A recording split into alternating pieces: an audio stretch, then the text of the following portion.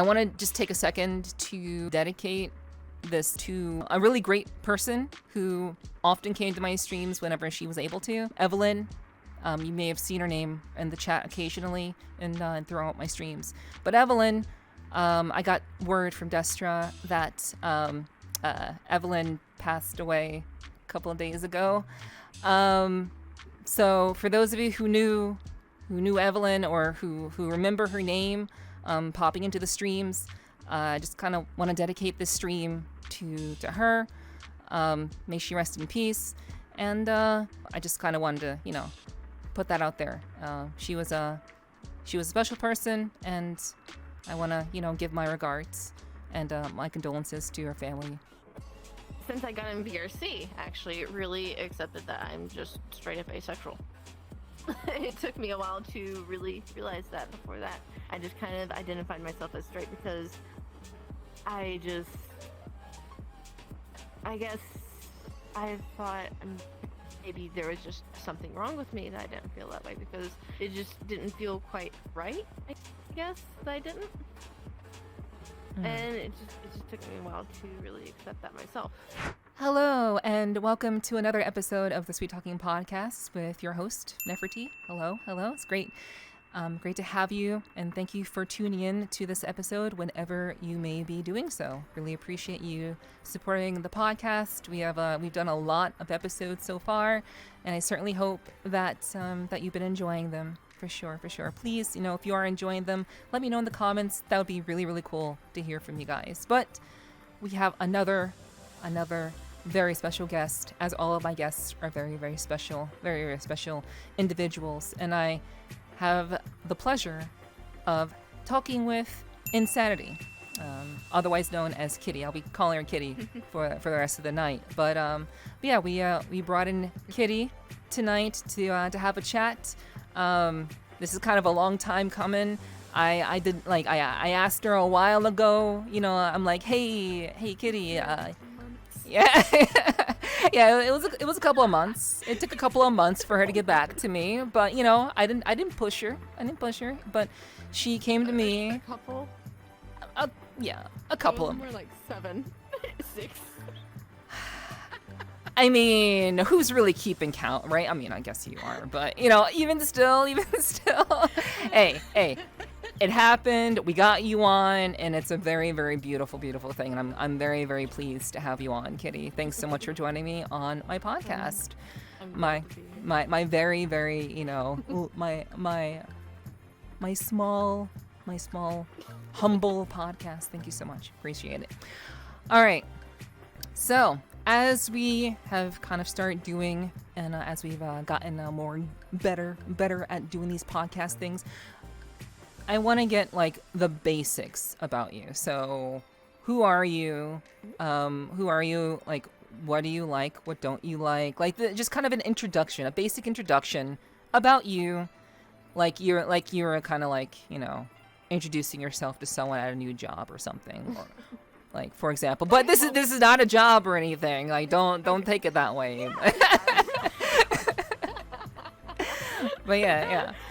Anyway. I'm Insanity. I'm a digital artist and a streamer on Twitch. So I'm not full time by any means. I don't really plan to be. And also, if you can't tell, I really love Pokemon. I mean, you don't Really? I mean, you don't really look like a Pokemon right off the bat. You maybe look like. I look like an Eevee. Oh, okay. All right. I mean, that's actually that's actually not. That's actually accurate. You actually do look like an Eevee, but you look like a Pokemon trainer and a Pokemon mixed together. A Pokemon trainer got a little too comfortable with their Pokemon, and they did a little stuff, a little bit.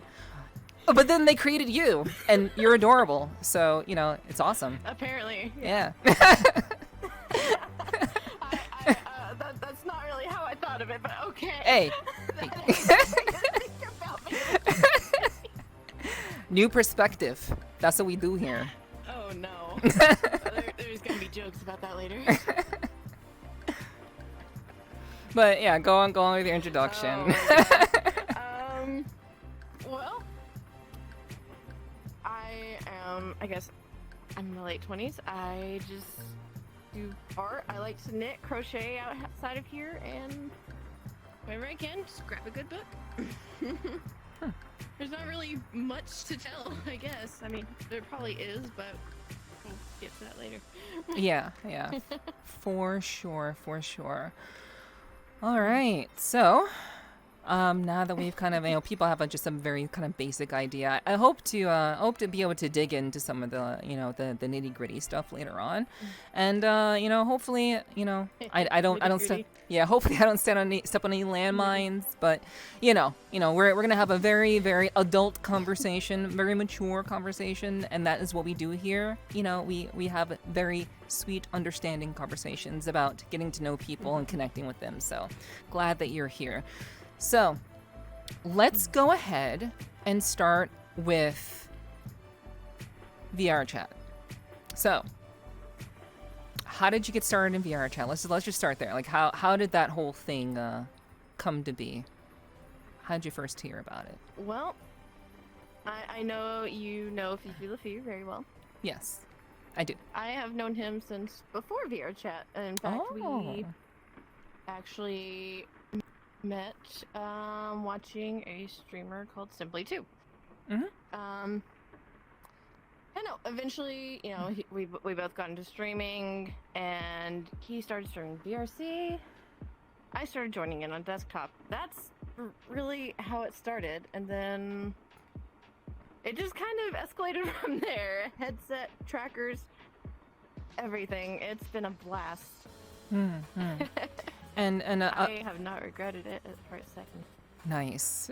That's really great. Like, I think that I'm not sure, but that may be like the first time I'm like hearing someone say like I don't regret like being introduced to VRC, because like I feel like for a lot of people it's very tumultuous. It's a very kind of like, you're kind of like you hear about it and you're like, what is this? Like, what is this thing? And it's kind of like people kind of like find their way, and then eventually becomes like a thing that they really, really love. But it seems like it was pretty like, was it an immediate thing for you? Was like your connection? Honestly, I feel like I took to it pretty quickly. I started making friends very quickly, and it honestly surprised me. Like before VRChat, I was a very solitary person. I still only really have one person I know very well, IRL. Mm-hmm. Well, besides, my direct family. Right. Mm-hmm. But once I got into VRChat, I finally started making other friends, and it's helped me grow as a person in a way that real life couldn't. Yeah, and I think that to me is like one of like the important things about VRChat. Like, it allows people to have like an actual like real like interaction, a real human connection with people, but only if like the person is like open and willing to have that connection. But it allows people to like have like a hyper experience of reality in VR in a space where it can't really hurt you. Like, the worst that can happen is someone blocks you. That's like the worst that can happen. Yeah. So, that having VRChat be like the reason why you became it helped you grow as a person and made you a little bit more sociable instead of being so solitary. Like, that's really great. Like, I love to hear stories like that. Yeah. So, so were you like always, like you said, like you started making friends in VRChat. So you said obviously you only had like one person that you knew IRL. So like you had no friends like before jumping into VRChat?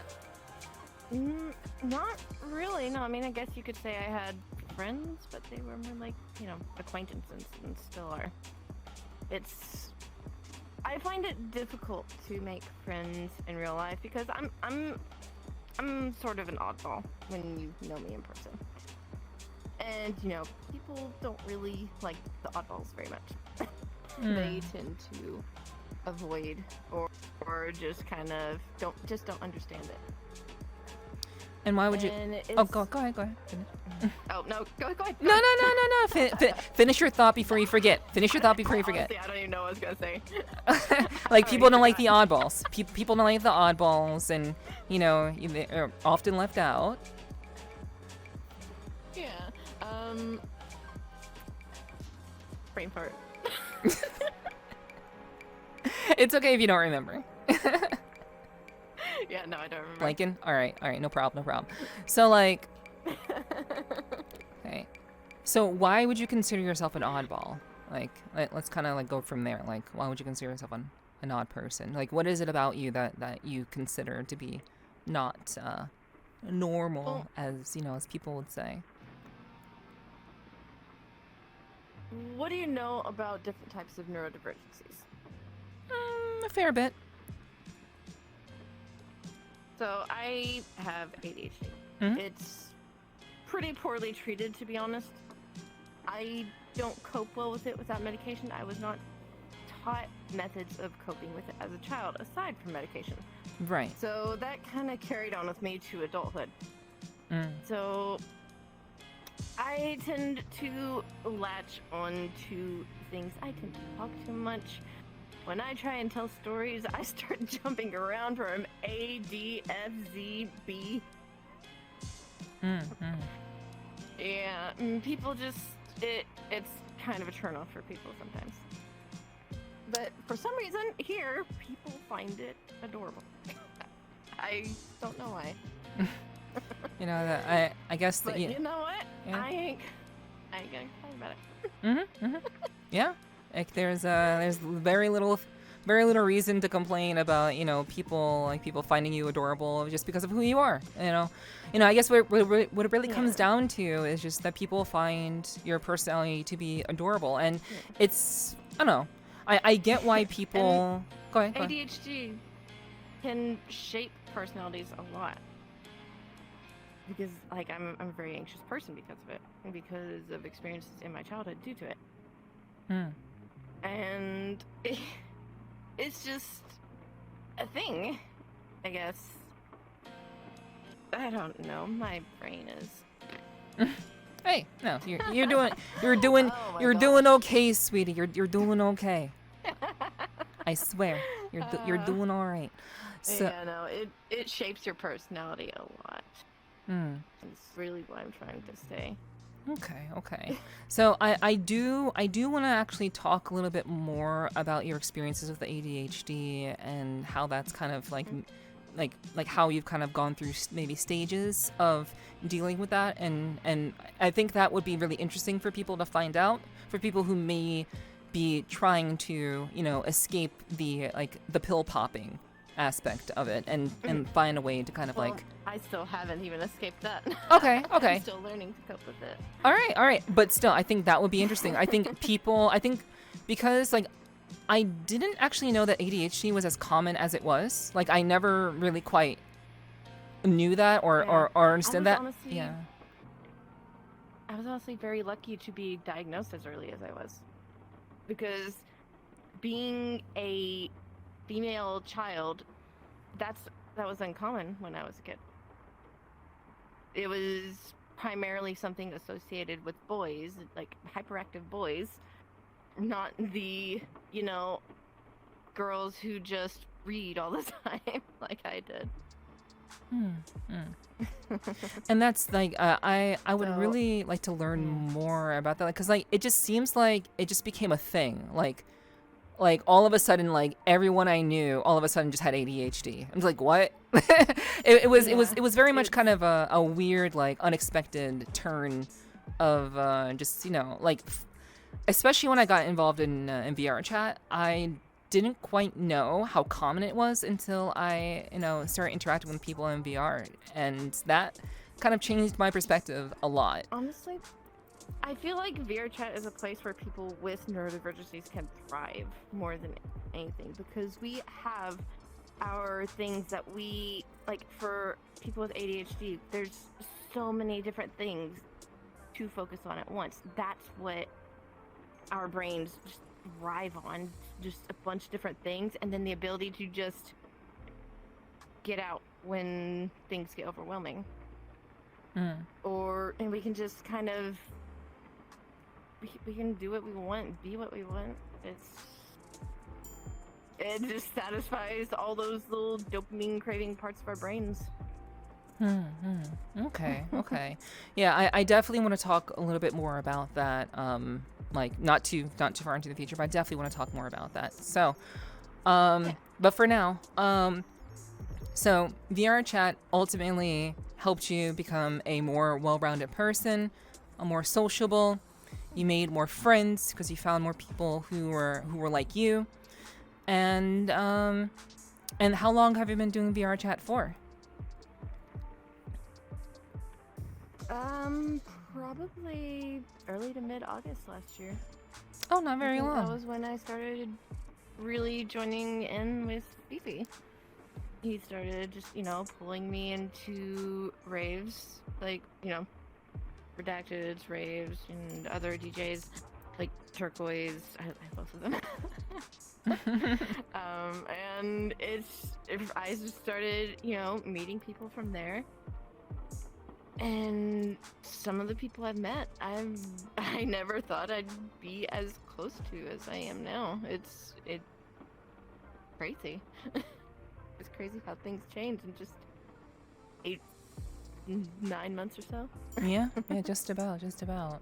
Yeah. I mean, I guess that you could really say that's just the crazy thing about life. That's just life in general. Like you meet people, you come across people, paths cross, and you never really know how that's going to affect you. You don't know if that connection is going to blossom into something or just be left behind. And like we have so many interactions and come across so many people, not only in real life but in VR too. And I don't know. It's a really, really interesting.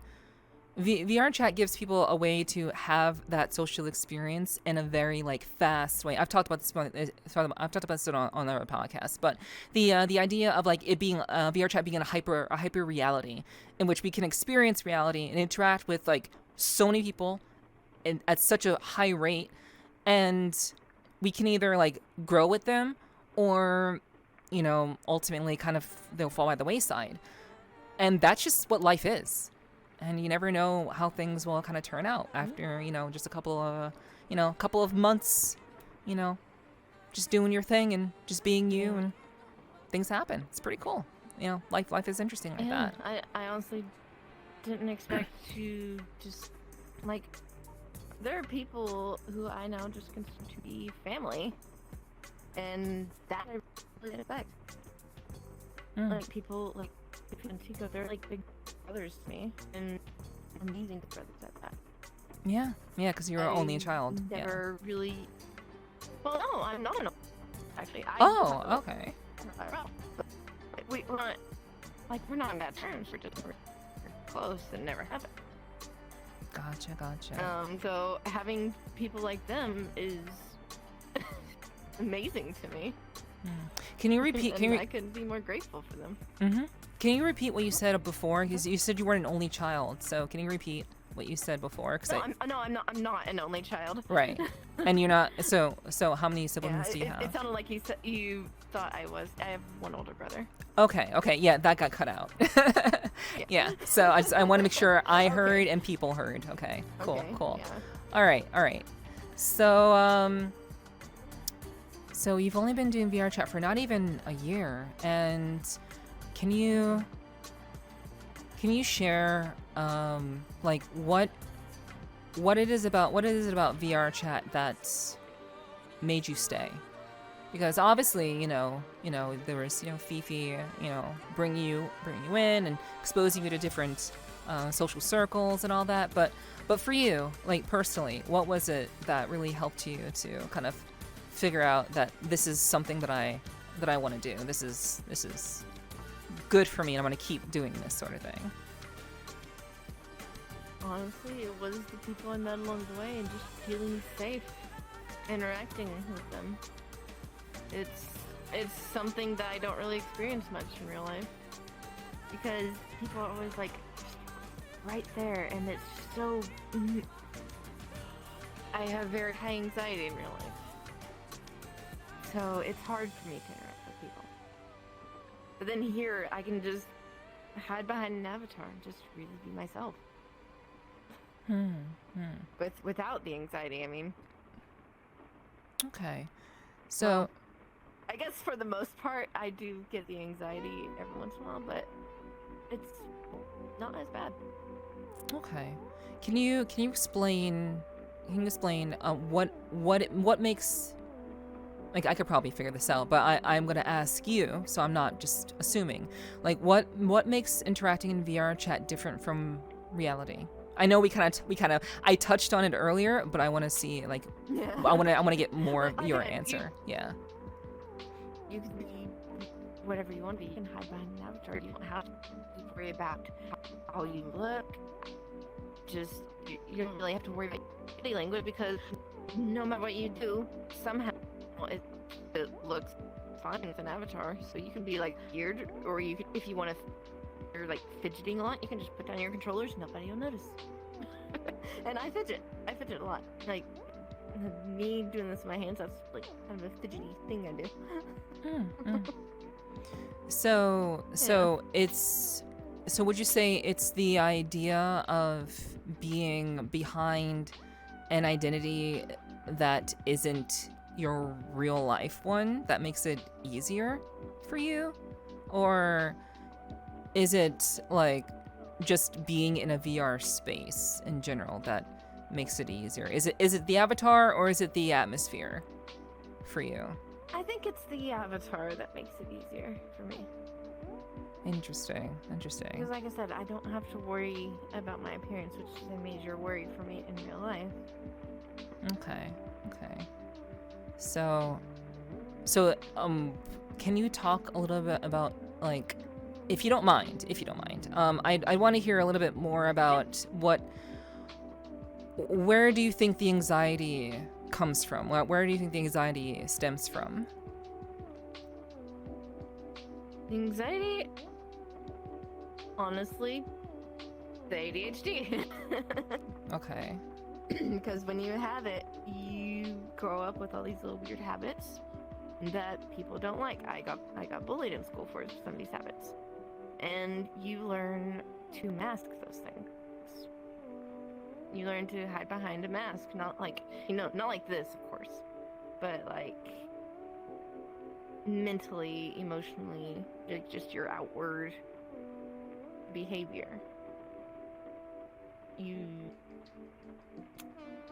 And that anxiety tends to develop a lot in people with ADHD because of that. Because you're hyper aware of what you're doing all the time if you're trying to look normal. Can you give an example of a moment where you've gotten bullied because you have ADHD? Like, can you give an example of like what was considered, I guess, neurodivergent in this case with people around honestly, you? There wasn't really these things weren't really well known or really talked about much when I was in school. They are now, but I graduated in 2014. From where? It was. I mean, not the school, but like, was it high school or college? No. High school or college? High school. Okay. High school. All right. Yeah. I actually haven't been to college. Okay. You know, back then, neurodivergencies weren't really spoken about the way they are now. So there wasn't much information around. People didn't know that these things were just something that people like me can't really control without a lot of effort. So pretty much they didn't know I had it. I was taught not to talk about it. Okay. So I didn't. I never. And so that and the anxiety that developed trying to look normal as a kid, it made me an easy target. I was the one who cried at the smallest things, and they took advantage of it. And I was actually sexually harassed a lot because of that, both in middle and high school. Wow, Yeah. really? Like, shit. Yeah. Yeah, that's It's, wow. Yeah. Up until the point that I met my high school sweetheart, and then he kind of protected me because, you know, people like them. Mm. So when I was with him, they would just leave me alone. So you can bet I stuck to that guy like glue. Yeah. Anything that would make a person feel safe. Yeah, they're much more likely to go Yeah. wherever it's safe, for sure. Yeah, that's. Yeah. You were sexually harassed by elementary and high school students? No, middle schoolers, high schoolers, like all through middle school and high school, it's the same people. Okay. Wow. That's annoying. Yeah. I don't like. Yeah. That's frustrating. Oh, yes, it was. Yeah. It was very annoying and frustrating. Yeah. Don't like that. But that But is you know what? I'm honestly over it now. Which I mean, like, I know that they can't touch me. True. They don't bother me anymore. I've seen where they are. They're not really better off for it. Mm-hmm. As most people so, who karma got 'em. yeah, people who are very like bully oriented and typically just kind of lean in that direction don't really go very far. Though there are some exceptions. I actually know of an exception or two. But we won't get into like my personal life, but because we're talking about you. but yeah. That, I mean, it's good that you realize that like those experiences happened, and you know you've overcome them in a what I would hope was a healthy way. Yeah. Okay. Yes. I honestly, I just kind of, after high school, I just kind of gone. Out of mind. Out of sight, out of mind, forgotten. As I think for most people, I think a lot of people who leave high school are like, as with a lot of things Yeah. from high school. yeah, just leave that all behind. Don't mean anything. It's all gone. But yeah. So, all right. So, when it comes to VRChat, I would like to know, what is the one thing that you like most about VRChat, and what is the one thing that you like least about VRChat? The least is hard to say because I honestly haven't seen the worst sides of VRC. Lucky you. Look at you. I avoid that part of VRC. Yeah. Like the plague. on the advice of, you know, friends. But I would say the thing I like most is just the amount you can customize everything, and just the process of building avatars. Oh my gosh, my hips, like I don't know what just happened to my tracker. Anyways, no, I actually really like working on avatars, mainly texture-wise. I have learned a lot about it and Unity in the process. It's just been really fun, and I want to start like working on worlds too. Interesting. Okay. So you worked on this avatar on your own? This is your doing? Well, not on my own. Okay. Not totally on my own. The textures are all redone by me except for the shorts. The clothes and the actual, you know, the actual body of the avatar itself, that was actually done by a friend of mine who's been very helpful with it. That'd be Halcyon Days. Okay. I'm sure you've met Yes, before. I've been before. Really chill. Yeah. Really chill guy. Yeah, Cool. he's been kind of teaching me and helping me, just been kind of, you know, working on this kind of stuff. It's been really fun. A really good learning experience. Fantastic. So yeah, I mean, obviously we know that you're an artist, but you know you've been doing a couple of other things as well, dipping your toe into some other stuff as well, eh? Oh yeah. Yeah, that's good. Definitely, I like to try new things, especially with this. And it's all thanks to VRChat, huh? Definitely. VRChat has gotten me into a lot of different hobbies that I didn't even know I'd be interested in, like Unity. Interesting. Of course, I am definitely not, I'm definitely not proficient in it by any means. I am still a major newbie. Which is fair. That's fair. You've only been at this for like a couple of months. It's totally reasonable. Totally reasonable. Yeah. So,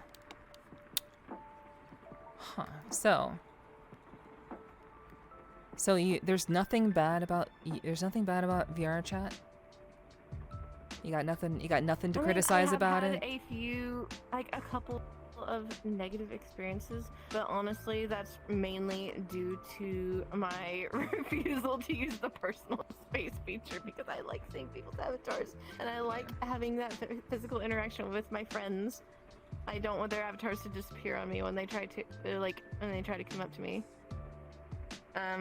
It's just like very overwhelming sometimes when people like are just constantly coming up to just like, just give me head pats and then run off, and then someone else comes up and gives me head pats and then runs off, and then another person and another person and another person. I have had literal panic attacks over that before. Really? So I had to be like a lot more straight. Oh, wow. Holy shit. Oh, it's so embarrassing. It was too much love. Too much love all at once. A little too much love, a little too much physical contact from people that I do not know, because I do have phantom stats. I feel this stuff. Did not know that. Okay. We'll have to talk about that. Okay. Interesting. All right. Yeah, I imagine with phantom sense that could be very, very overwhelming. Yes, it really can be. Oops. Yeah. Yeah, lots of boops, lots of head pats. Yeah, people don't walk up to me and give me head pats. I don't know why. I don't know. Maybe I'm a little too unapproachable. I don't know. I'm fluffy and apparently cute. Well, I mean, that is true. That's 100% true for sure. And I guess you have definitely more of like the adorable, like, let's pet the kitty type of look to you for sure. I can't help myself when I see you. I gotta hold myself back. I don't mind it. I don't mind it as long as you're respectful about it. Yeah. It's like, but if I don't know you and you're like coming up to me and just kind of just petting me like I'm a dog, don't do that. Yeah. Fair.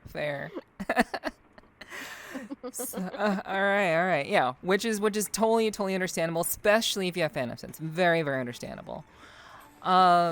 So I wanna talk a little bit about let's just talk about your avatar. I was gonna save this for later, but let's talk about your avatar, and how that's kind of evolved from what it was to what it is now. So yeah, let's talk about that. Like, can you tell us about that journey and how it's how you came to like settle on this one? Obviously, I know people have a lot of their own avatars, or they have multiple avatars that they like. I'm very focused. I like to just kind of stick with one so people know who I am like very instantly. I do kind of jump to one, like, I wear the other one at raves these days, but yeah, like people seem to like that, and I like it too. But I stick with this one when I'm on stream. For good reason, so people know who I am. But yeah, how has yours kind of come to be? How have you kind of evolved from when you started to now? Well, I guess I should probably start from the beginning. The first one I had, which was I don't know if you remember the carbuncle. I do. That's where I first met you. I met you as the carbuncle. Floppy ears. Yeah, the ones that can be pulled. It started out as just a little hue shifting carbuncle that you could just change the color on whenever you wanted. And then a friend surprised me with my own custom one that was based on the little blob cat that I use on Twitch as my live 2D avatar. Like with the little paint splatters and everything, and I just thought it was the cutest thing. I fell in love with it immediately. It had the really cool audio link, emission, things like that. I loved it. Mm-hmm. And having that kind of really solidified a general design in my mind, especially with, you know, this whole little black and white thing. It was taken from the Blob and the Insana Carbuncle. I guess that's what it is. Yeah, Insana Carbuncle, yeah. And then when I made my first one, it was the same person, Iris, was teaching me how to put avatars together for the first time, just from, you know, assets straight from Gumroad, and I used a Nero base. And I tried to make something more like this, as close as I possibly could, but I couldn't do the ears separate. So I just did, you know, the legs, the arms, and eyebrows, which are different on this one, which I don't really care about. And the design just kind of grew from there. I had like just, you know, normal little sweater, shorts, and then I upgraded to like an audio linked jacket on that Dara. And then I saw this thing, the Baller box, and I fell in love with it. Oh, so this particular base, that, okay. Yes, this particular base, I fell in love with it. I had to have it. I just did not have the funds at the time because I wanted the commercial license in case I wanted to start streaming. So I just kind of put it off. Reality came up. I saw the demo version of the base. I grabbed it, and I was in that demo version all night. There are pictures of me in that base with people. And I love those pictures. They're so cute. And I finally got it next day and started work on this. So it's just been like a little process of just, you know, fixing up the textures, adding my little spots, my little alternating colors. There are even like spots that you can't actually see because of the shirt. But they're there. And oh my gosh, I just love how it's turned out. Cool. So would you say this is this your final form? Probably not. I'm probably going to do different iterations of the textures, some newer iterations. And I've even considered, you know, making versions of this on different bases. Like, I don't know, I've seen bases like an Otteroo and other things that I really like. Like, it's actually really interesting. I love it. Anyways, there's definitely going to be other forms of this on different bases in the probably distant future. I'm trying to hold off on that until I can kind of build this up a bit more. Yeah, you know, because I am very impulsive and I'm trying to curb that. Okay. Yeah. It's definitely nice to it's good to know what you want. It's good to know what you want, but you know, you gotta make sure that you're not going too far. You're not spending the money and then you realize, oh shit, I needed that kind of thing, you know? Yes. And you know, this is kind of a learning avatar for me too, to learn like the more intricate details of Unity. Yeah, makes perfect sense. Eventually it will be, anyways. Yeah, and like I think it's also very, very cool to like find like a look that you love so much that you feel inclined to want to learn how to make it better. And you know, I think that's where it starts for a lot of people. Like that's how people get started with like avatar design. It's like they see something that they like and they want to make it their own. And then they just kind of learn from there because they just want it to be theirs type of thing, and just kind of just snowballs into that creative process. That's pretty much how it started. Yeah, that is pretty great. Once I got a taste of having my own custom avatar, I was like, I need it. Makes sense. I should be in the same boat as you. Like honestly, I should 100% be in the same boat as you. But like I'm just, you know, I'm doing way too much. I do a lot. I do a lot by myself. Yeah, I mean, not everyone really enjoys doing the avatar work themselves. A lot of people will commission others for it, which is also totally fine.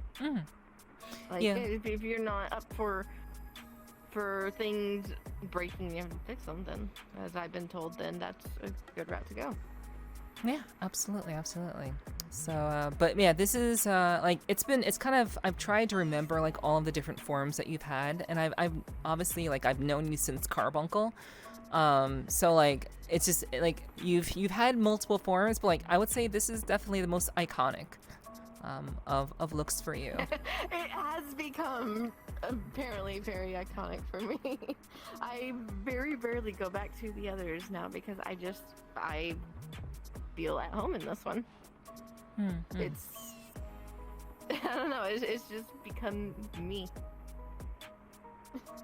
Okay. Nice. I can definitely understand that. Like I like to stick with avatars that like fit me and my personality.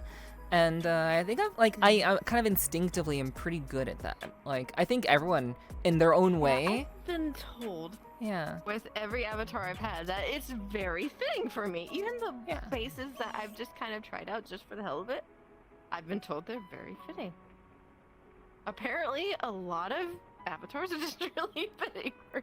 Yeah, which I mean, like again, like I said, I think people instinctively know like what kind of what look fits them, or if they don't know, they figure it out relatively quickly after like going avatar hopping, and then kind of like I think a lot of people like tend to own a lot of avatars, and maybe some people just like the divergence of like having just different looks whenever their mood strikes, kind of thing. But I think I would imagine that most people stick with one avatar through all of their moods, and they just kind of like become comfortable in that. Like it is kind of like home for them. So, yeah. Yeah. I still switch to other ones, like newer ones, when I am in like a certain mood. Like if I'm just feeling, like a little down and just kind of want to just kind of blend in, be small, be cuddly, then I actually have a smaller one that it's just like has little things for ears. That's the one I'll normally use. Yeah. It's just like a little shorty. Sometimes sometimes you gotta be small and cute. I have never been small and cute before. I don't I don't know, maybe I'll try it one day, but for now, I like it can be fun. Yeah. I imagine. I would imagine.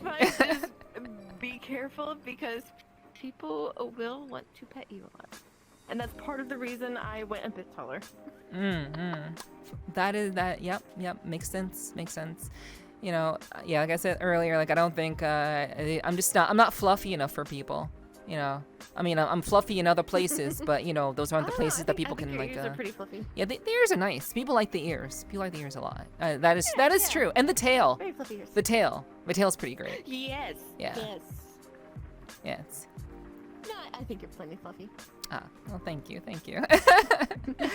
Yeah, but people like to be very respectful. Like they approach me. They have to be very, very respectful. You are a woman, and I must respect. So Unfortunately, not everyone is that way. True. You will deal with it. Like just being small, people will take advantage of that and to just kind of be like, oh, you're so cute, the dog petting. Yeah.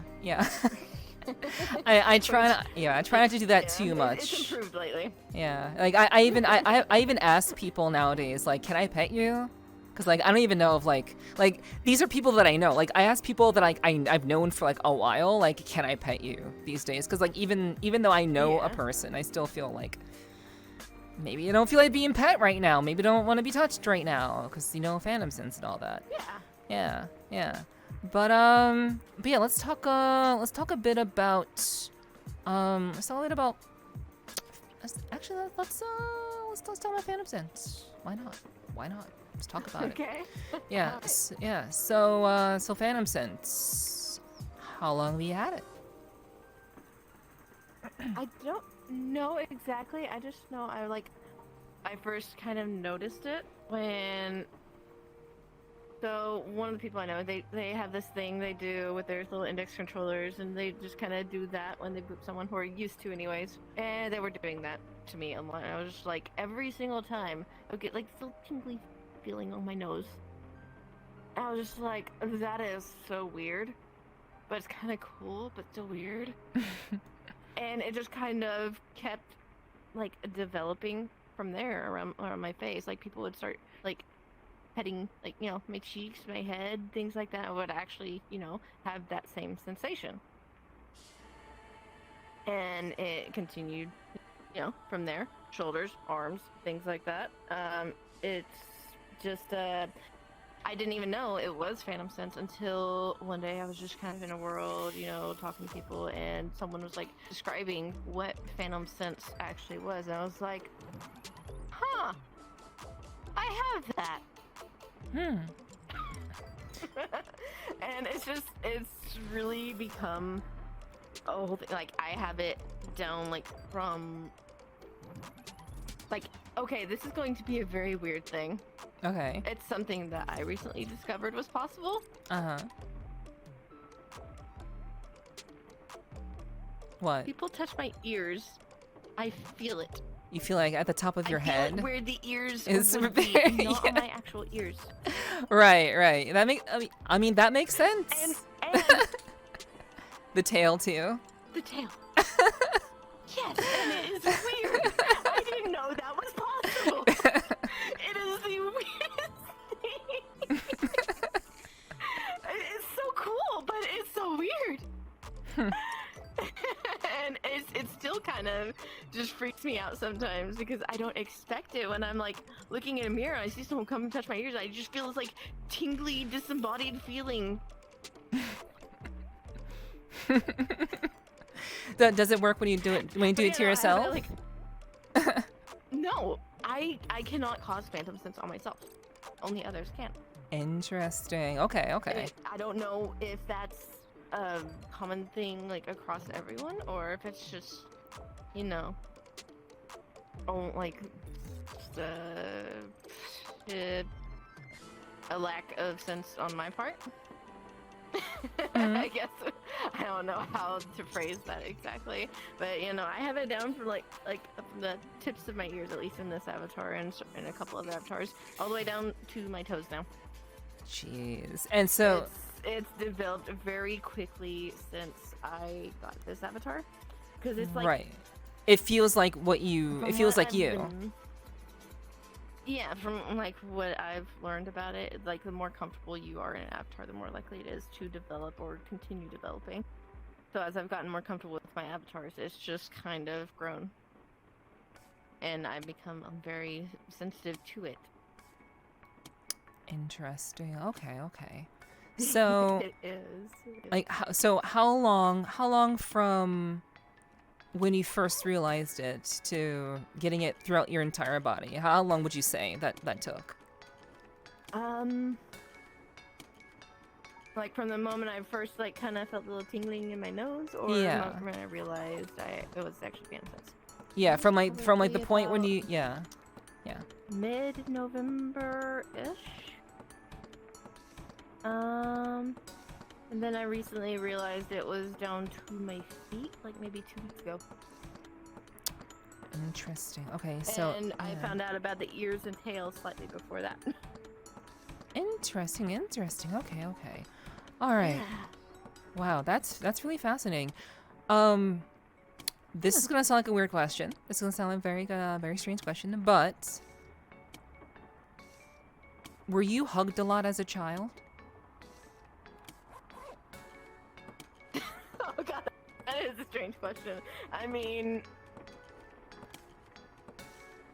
wow, come to think of it, not bad enough. Unless it was like leaving and like parents were like going on like a little trip or something. No, actually, I wouldn't say very often, probably not near as often as other kids maybe, but then again, I was a very solitary kid. I just kind of kept to myself, and my parents knew that. So Okay.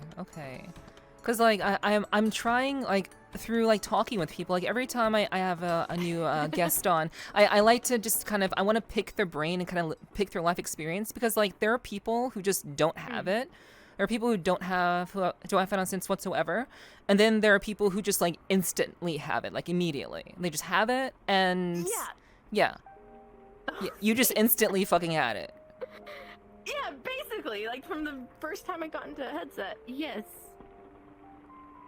Like I went over to my then boyfriend's house and got in his headset in VR for the first time, met people in VR, and then someone like started like booping me, and I was like, what?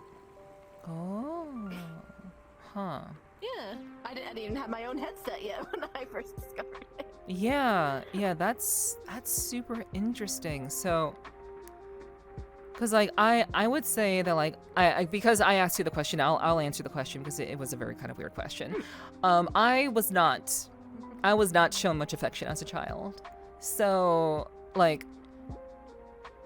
I don't know, like I'm trying to find some correlation. I'm trying to find some correlation between maybe life experience and the speed at which one would obtain phantom sense.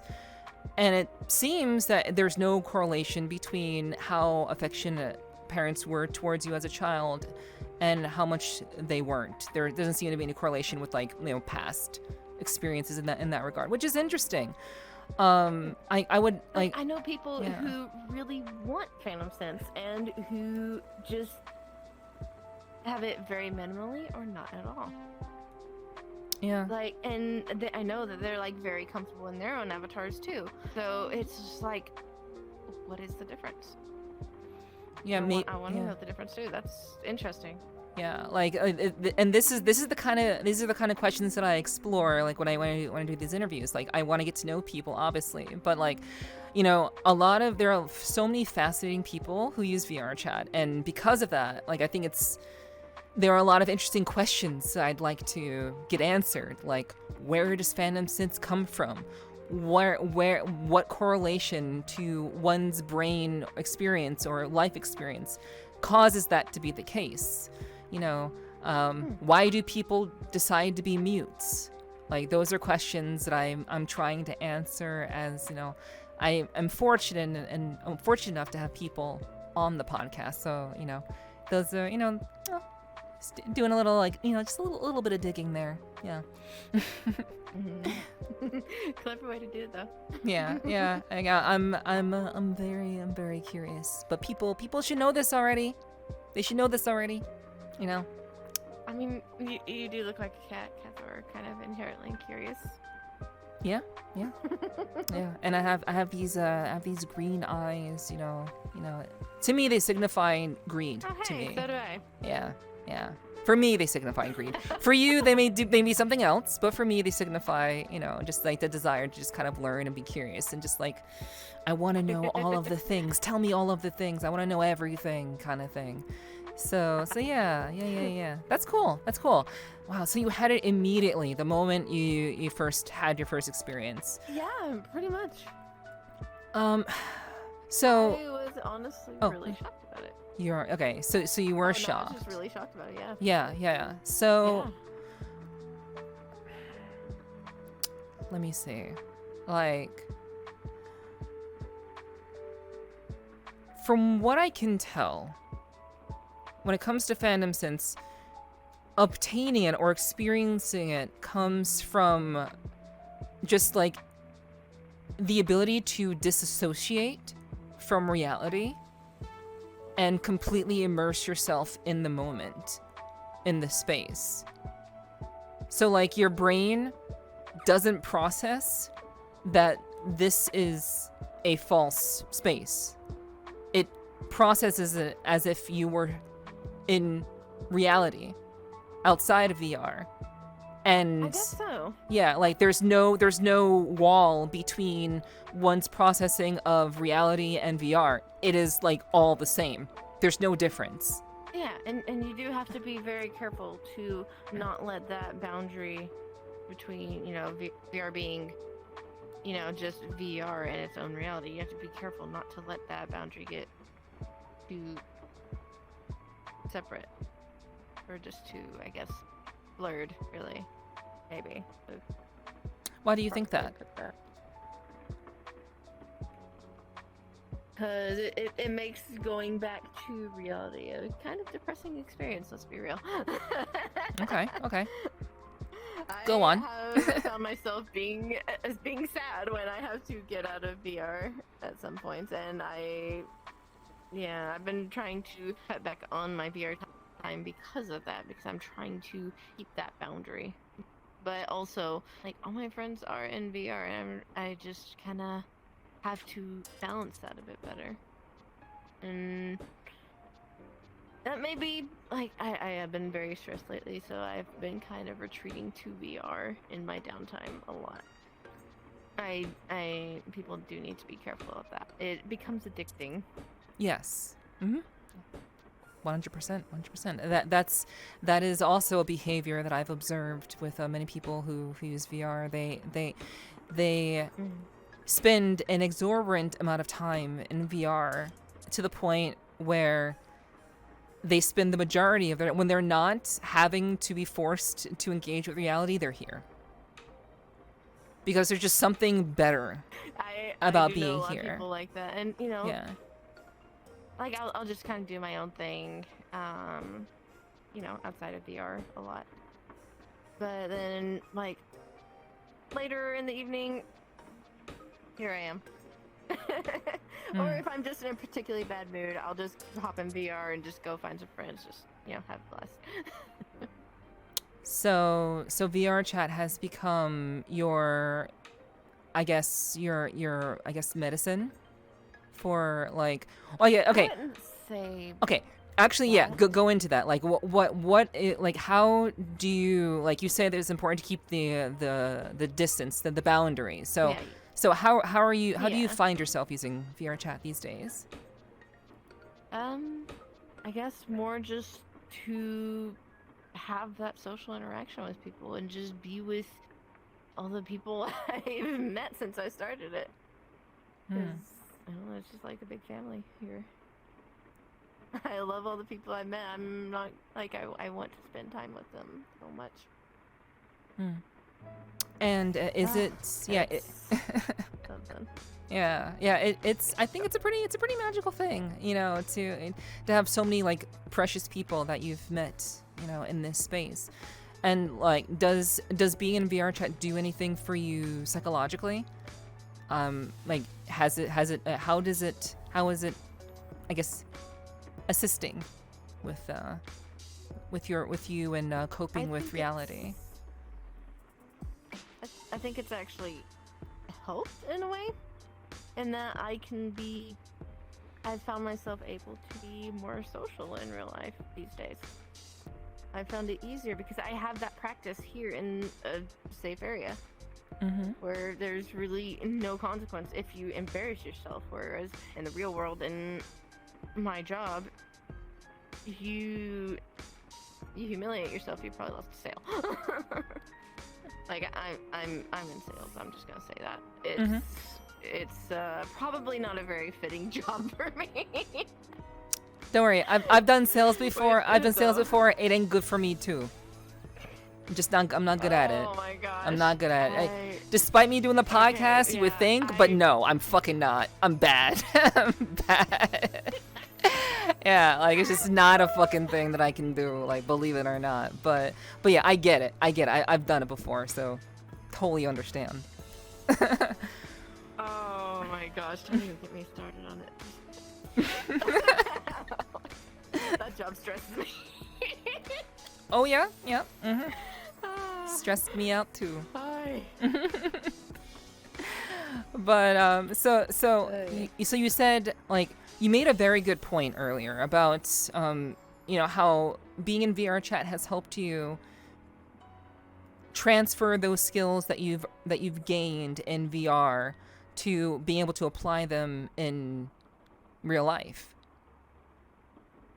So would you say that VRChat has, you did say earlier that VRChat has made you like a more well-rounded person, and yeah, it's definitely helped more than anything.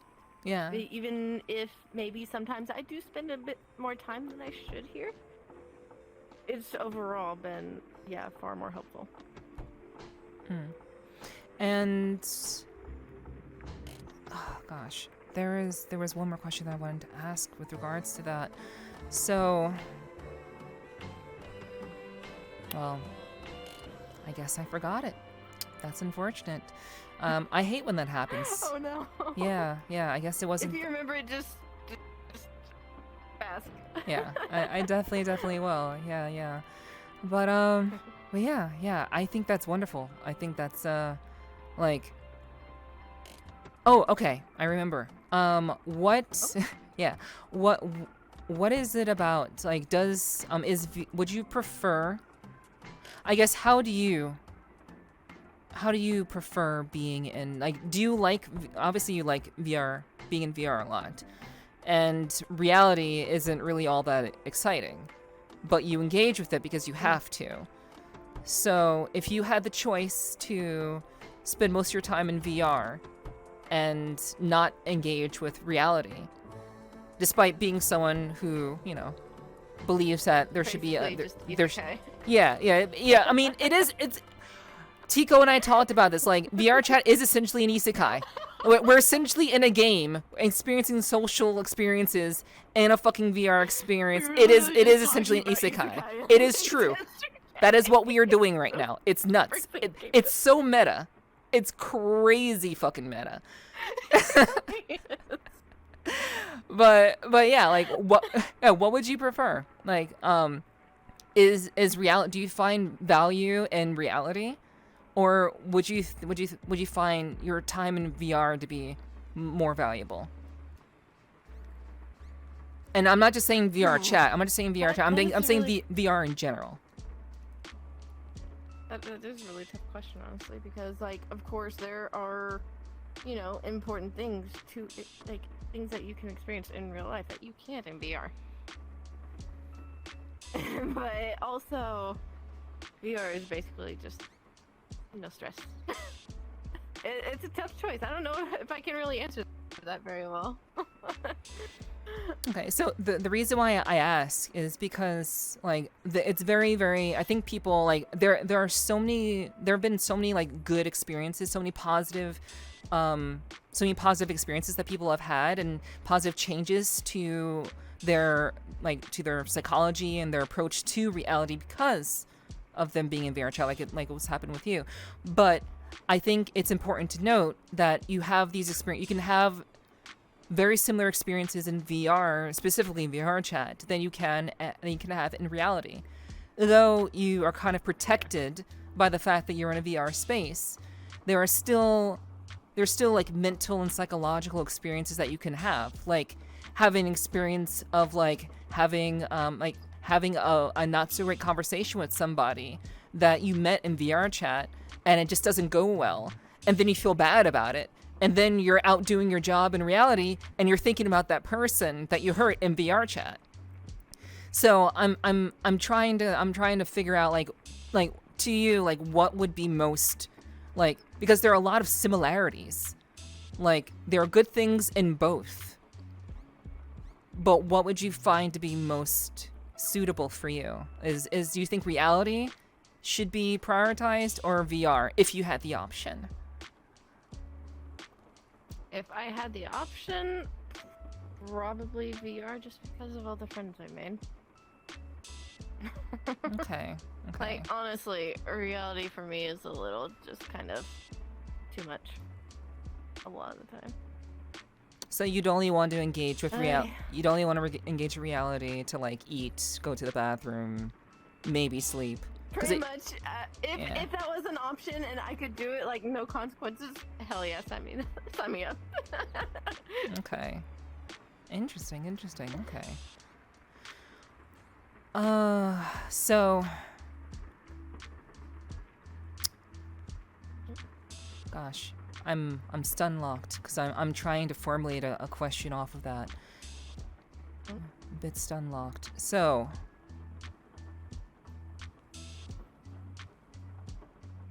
okay. Well, I can't think of anything at the moment. So, let's Like, That's okay. like I like I like. know I'm probably not giving you very much to go on at the moment. I'm kind of lost. No, you're doing fine. You're doing fine. It's me wanting to like go. I want to dig as far as I can go, and then once I hit the end, then I can move on to something else. But I like going as far down as I can go. Yeah. So if you don't mind, I'd like to kind of jump back to your ADHD experience, if that's cool. If that's cool. So, Okay. Can you tell us a little bit about how you figured out that you had ADHD, and I guess how, like, from like childhood into teenage life into young adulthood, can you kind of like paint a picture of what ADHD was like and how that's kind of affected you throughout your life? Honestly, and this, from what I have learned from like ADHD oriented communities on there, like subreddits, things like that, I don't have very good memory of my childhood. Interesting. There are a lot of blank spots in my memory. I remember, big things. I have like little bits of some very insignificant things, but beyond that, it's all blur. And I know I was diagnosed. I actually specifically remember my mom talking to me about how I was going to have to take these pills from now on. At like right after that appointment. Like I was probably somewhere in the 5 to 7 range. Very early. So, like I said, I was really lucky to be diagnosed that early as a young girl. And a lot of that is a blur from then on, up to like bits and pieces of like 4th, 6th grade, a little more middle school. High school is really the most vivid for me, and even then, there's a lot of it I don't remember anywhere either. It's a lot of it is basically just out of sight, out of mind. Once it's gone, it's really easy to forget. I see. Like my keys over there. If they weren't over there, I'd forget they existed. So very heavily selective memory, it sounds like. Sort of, I guess. It's obviously not that way for everyone, but it seems to be a kind of common experience. Just because we just have memory problems. We have poor working memory. We don't form these memories quite as easily unless it's like something very enjoyable, something very interesting. Like, I can remember a specific part of my art class where we were talking about the art styles of Spirited Away, the movie. But beyond that, like, I don't remember. Like, I can remember that I was trying to draw Haku. Just kind of experimenting with that. And I can't remember beyond that. Like, or beyond that day. Wow. So I can't remember any like specifics that were said. I just know that I really wanted to draw Haku for some reason. And how long ago was that? I mean, it makes sense to like have gaps in your memory from like childhood. Like, I think you've had a lot of other experiences in life that have ultimately taken priority. It's like almost non-existent to an extent in some places. Like I know where I was about like 2002, but I don't have any specific memories at all. You'd think that I would have at least made some memories during that year, right? But I have none. Yeah, it's a little odd to be talking about it, honestly. And you know, maybe it is just like a me thing. Maybe it's not like specifically an ADHD thing. Maybe it's just something that just happens to be common in people who have ADHD. I don't know. I mean, like I think it's important to like just get you like your own personal understanding of it, your own personal experience of like what you've gone through. Like I don't believe I haven't been diagnosed or anything. I don't think I have ADHD, but like, but I mean like. Honestly, you don't come across as it, so. Okay.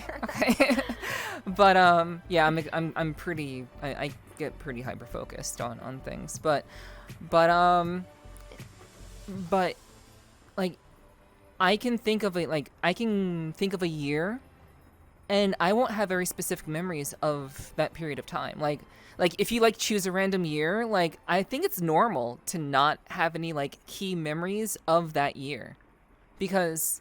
You know, maybe those points in your life are like you've just other years I have at least, you know, one major thing.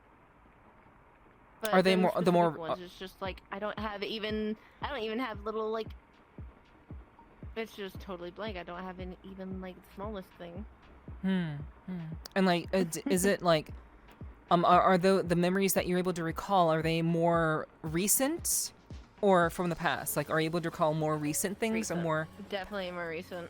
Which makes sense.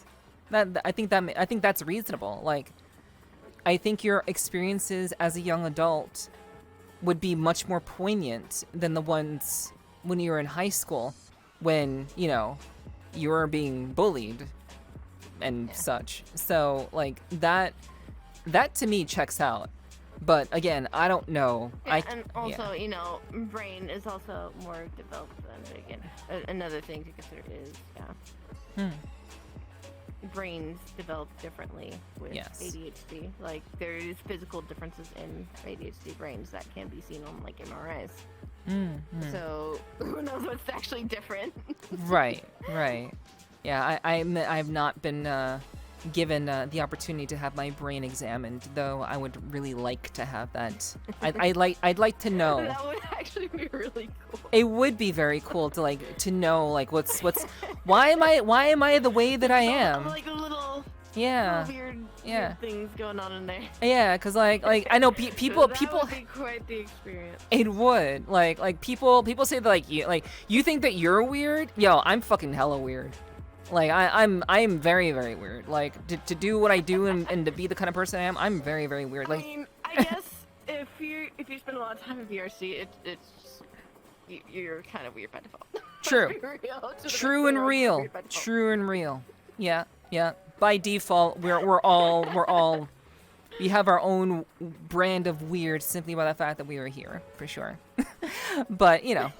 I think that's a beautiful thing. You know, we can always find people of like minds. We can all be weird together, and I think that's pretty beautiful. Pretty great. So with regards to your ADHD, how have you gone about kind of like, I guess, like after understanding where the things in your memory kind of like don't line up, like how do you go about, I guess, reconciling the things that you have to deal with you know, just being ADHD? Like how, I guess I'm trying to find a good way to ask this question. How do you go about living your life, and how is that different from, I guess how do you understand living like your how life? I did then. Yeah. Like how have you improved in your way of life from being a child to a teenager to adult? It's a very complicated question, I know, but that's what I was struggling. But yeah. Like as a child, I was not taught how to cope with it. Aside from being told, "Here, take these pills. They're gonna make you normal." I guess, and obviously it didn't work that well, honestly. It still doesn't work that well, but it does help in some aspects. How does it help? think going, like, your brain going, like, having, like, 1,000 thoughts a second to just, like, maybe 5. It's like just everything just going quiet for once. Interesting. There's just silence where there's normally just a giant beehive of thoughts, I guess. Just all that buzzing. Okay. I understand that. I actually can relate to that, but go on. Okay. It just kind of just quiets that. The bees just chill out, let you just kind of be at peace for a bit. But now that it's become more of a common topic, like on the internet, people are really sharing their experiences with it. It's becoming a lot easier to find ways to cope. Like, I've found myself, like, I have, like, oh god, I have, like, 5 different apps on my phone for this, just because I keep losing track of, like, I have trackers on my keychains, in my wallet, in my purse, that I can sound, like, I can set off a ringer from my phone on any of them. Oh, okay. Or I can set off the ringer on my phone from them, or I have my Fitbit where I can set off my phone's ringer that is constantly strapped to my wrist. So Interesting. it's become very hard for me to lose those things. Thanks to those. There's, like, a lot of different ways you can deal with this. So, like, for example, that if you are very easy to lose things. If you're, like, I have lists, like, all over my room. One, like, just kind of sitting below my TV there. One stuck above my monitor. Like, actually, no, like 3 right now. Like, things I need to do. Things I do when I, like, start stream. Like, projects I need to work on art-wise. And then, of course, shopping list kind of just hanging with the umbrella hanging on my doorknob right now. It's everywhere, and I also have apps on my phone with those same lists because I know I will forget them if I go out. So I keep multiple lists in multiple places so I don't forget anything. Gotcha. It's a little overwhelming, and I also keep things that are important in plain sight, like medications. Medications are, like, on this nightstand that's, like, right where you are. They're like, they're plain sight. If I put them in the drawer, I will forget them. I will forget to take them. I will forget they exist. Damn. Which, yeah. Yeah, kind of important. That's also an odd. Yeah. That's also kind of an odd thing because it's very easy to forget, like, specific objects exist until you need them. Except when it comes to other people's things, though, if you, like, see that thing somewhere and then they are like, hey, have you seen this thing? You'll know, like, exactly where it is down to, like, this weird random object that it's next to that may seem insignificant. Interesting. So, and I have done that before. Like, I have, like, just seen something in my mother's room offhand that she lost. And then she asked me later, and I was just like, oh, yeah, it's here, like, next to, like, between these 2 folders on your shelf. And she's like, how the fuck did you know that? Hey? I don't know. You remember insignificant details, but the important ones. Interesting. Okay. A lot. Huh. I see. All right. Wow. Yeah. That seems like, I mean, I feel like I'm, like, rambling on some of this. No, it's fine. So it's an odd tendency of mine. Yeah, so basically you're utilizing lists and technology A lot of them. to assist with your very active brain and your tendency to forget things. Yes, pretty much. And that is a skill you've been using for years at this point. Honestly, no. No? I actually really only started figuring out how to make these things work for me like within this last year.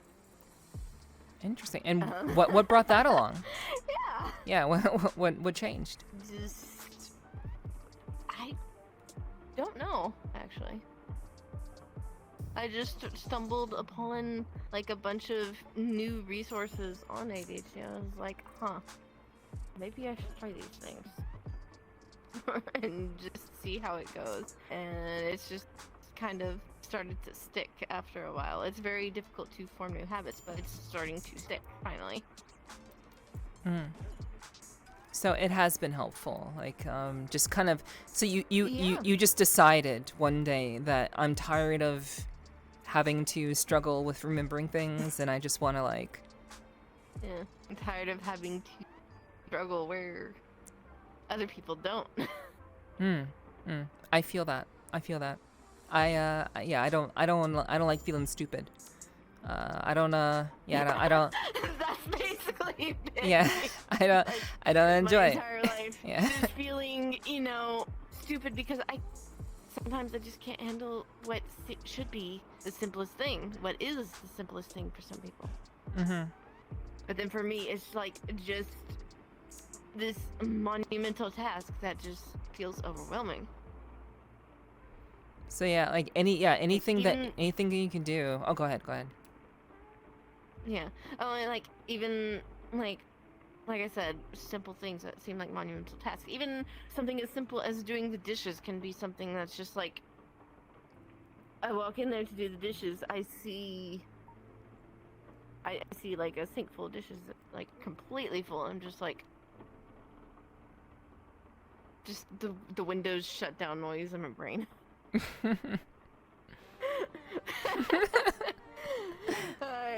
Wow, that's probably the most accurate way to put that.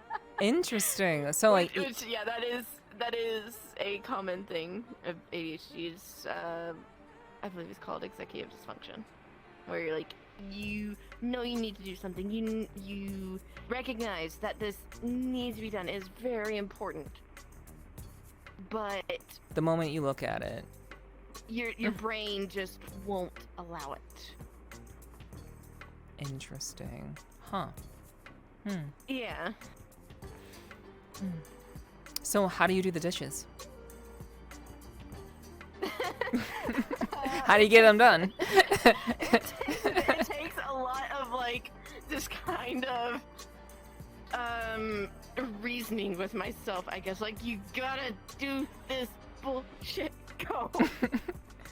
So you're sometimes it will take me like 15 minutes to 30 minutes to actually get started on the dishes, but then between like when I actually need to start and when I actually do start, I'll just be like doing all these other little things, just kind of procrastinating, putting it off, and just finally, when I don't have anything else to do, I just finally can actually, focus on that, get it done. So you are a diagnosed procrastinator. You have a reason why your procrastination is very prominent. You're constantly having to just like kick yourself in the ass to like get certain things done. Like, and of course medication does help with that. Okay. But I'm also very, very, very crap at remembering to take it, so. Like, I forgot it all day today, too, so. Interesting. Okay, well. I hope, You wonder why doctors, like, worry about us getting, like, addicted to these medications when we can't even remember to take them in the first place. Like, how can we be addicted to something we can't really remember? Exactly. Yeah. And like there have been studies that people are more likely to remember to give their pet something because like the pet is in medical danger, and they're less likely to do that for themselves despite the person needing to take the thing. They'll prioritize the pet over themselves. That's like an actual thing that people do. It's crazy, but No, yeah, it is what it that's is. Actually, Yeah. That's actually, kind of a thing with this exact same thing I was talking about. People with ADHD tend to work better under pressure. People with ADHD tend to make excellent first responders because of that.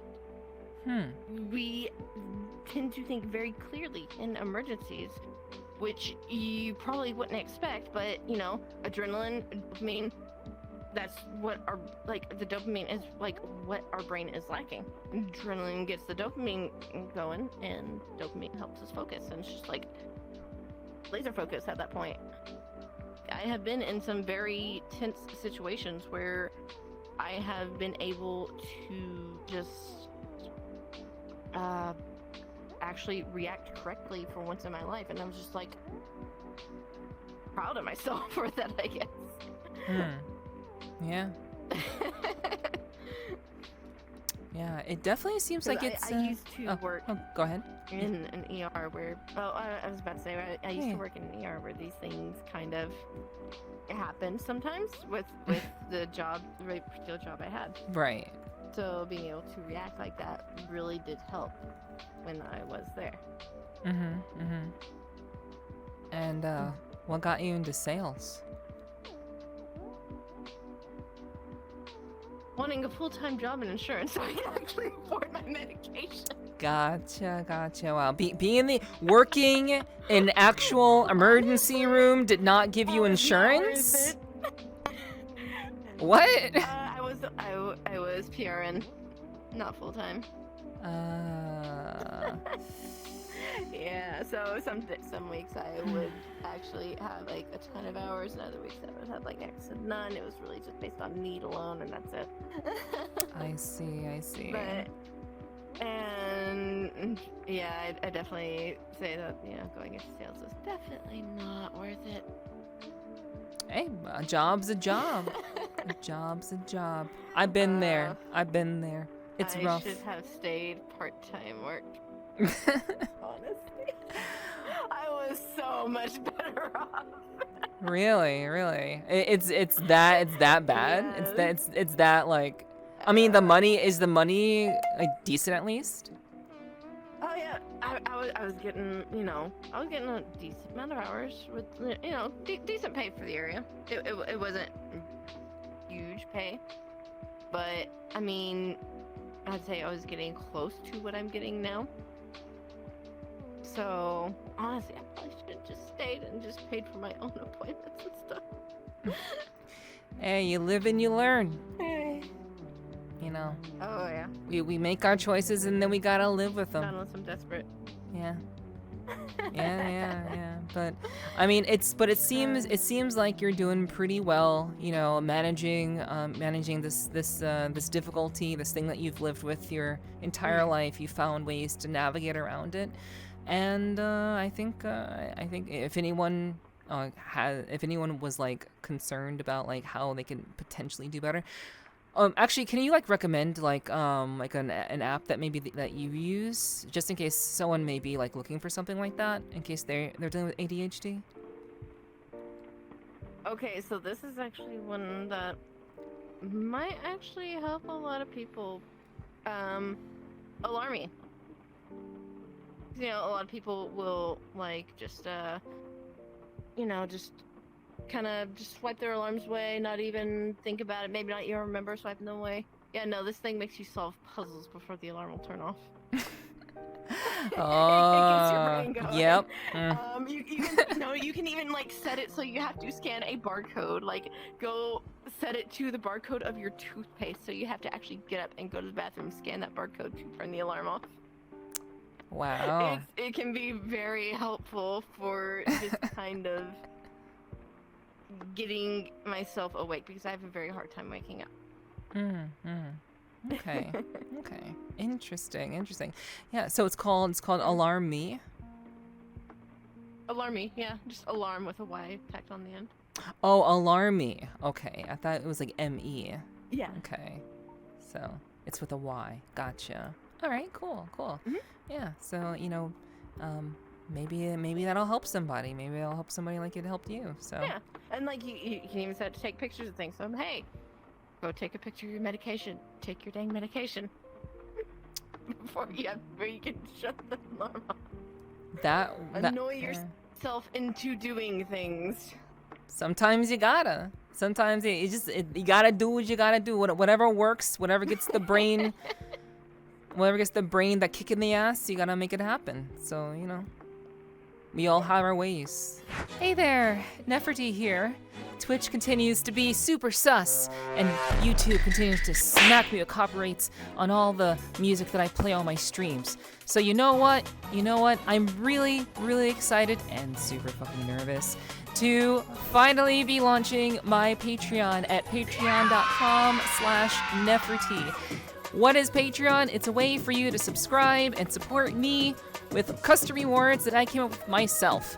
Basically, it's there for you, and I come up with it just for you. So starting at $1, you can subscribe to me for starting just $1. Just $1. Really, really simple.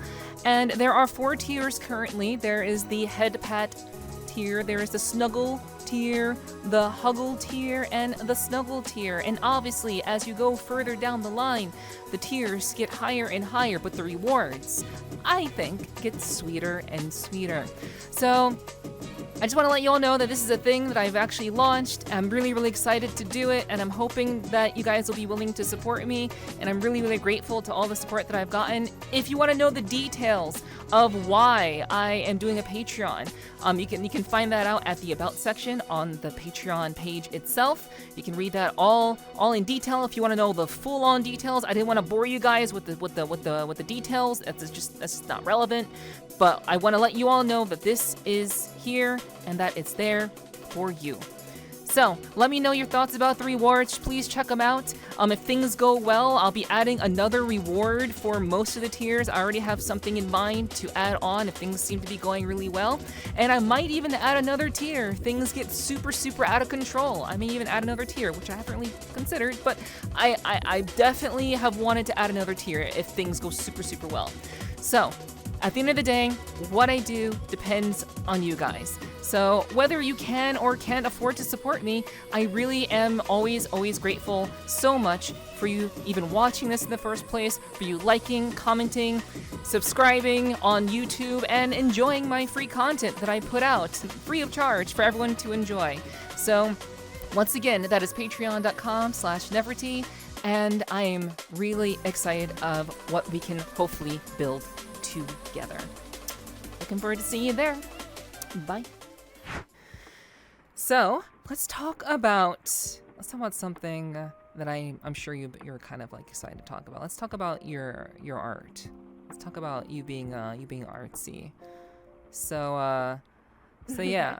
I know that you're a digital artist, more or less, but I have a feeling there's a little bit more to that. So how about you educate me on what else that you do? And how long you've been doing all of these artistic pursuits for?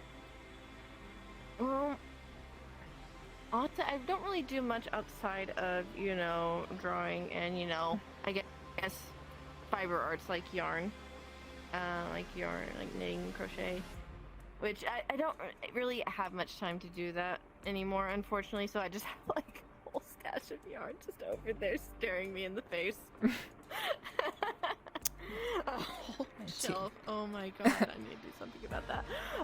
Get a cat. But as for the drawing, so that actually started because, the pandemic. I was stuck in the house a lot and I just wanted something to do, so I just kind of picked it up. Like, actually, no, I actually picked it up right before the pandemic. Really good timing. Yeah. Now that I think about it. Hey.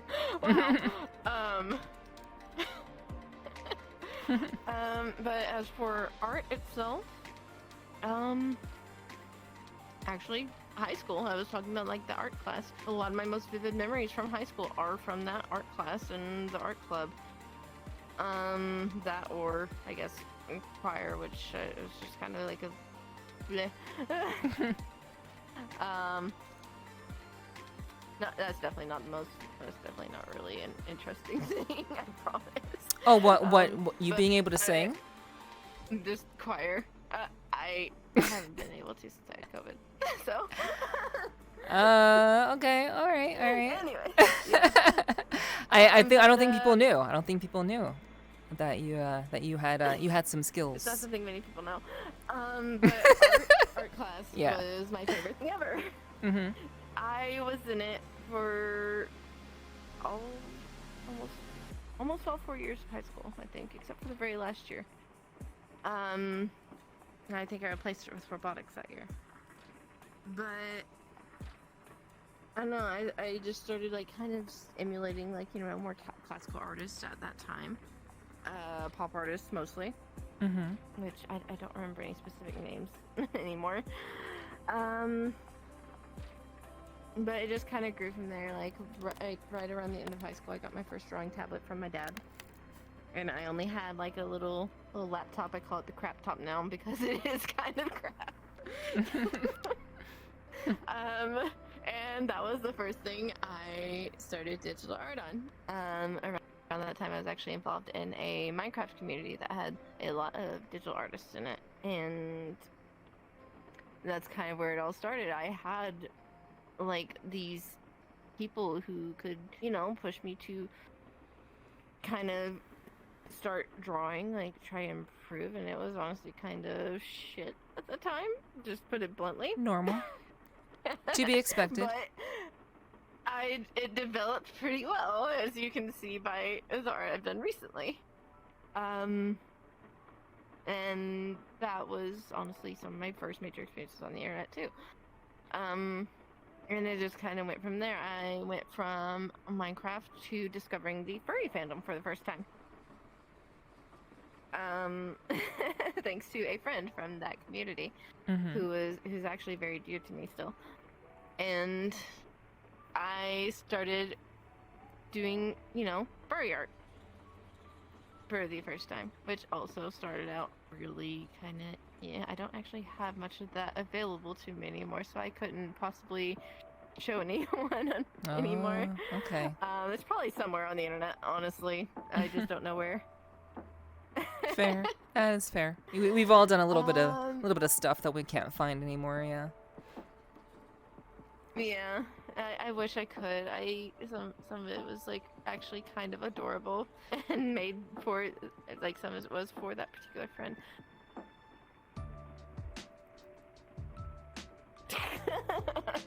My brain. Sorry. Just thinking. Mm-hmm. Brain just buffering. 1 second. No, I'll try to help. The question was, what art stuff do you do? Well, like I said, mostly digital. Like just knitting and crochet. It stopped a while ago, just like at time. I think after that, I just kind of moved on to just really doing my own thing, kind of focused more on like Pokemon styled art, just kind of taking inspiration from Pokemon, from experimenting with like fusing Pokemon together in a way that made sense. And then of course I found the Twitch community I'm a part of today, and it's just really ramped up like the progress I've been making with it. It's been like leaps and bounds, and I have, just because I've had so much more variety to work with than I did before. Like I am drawing, you know, like this. I have been working with drawing different body types just for the hell of it. Mm-hmm. And, oh my gosh, it's been a ride. Oh, okay. So mainly digital art, and how long have you been doing digital art for? Since, well, like, yeah, since the end of high school almost. About 2013, 2014-ish. Okay, that's So it's been almost 10 years of, actually, probably right around 10 years of doing digital art. Okay. Huh. Okay. I'm used to, like, most artists that I know have been drawing since single digits, but you started in high school. Sounds like. Yeah. Hmm.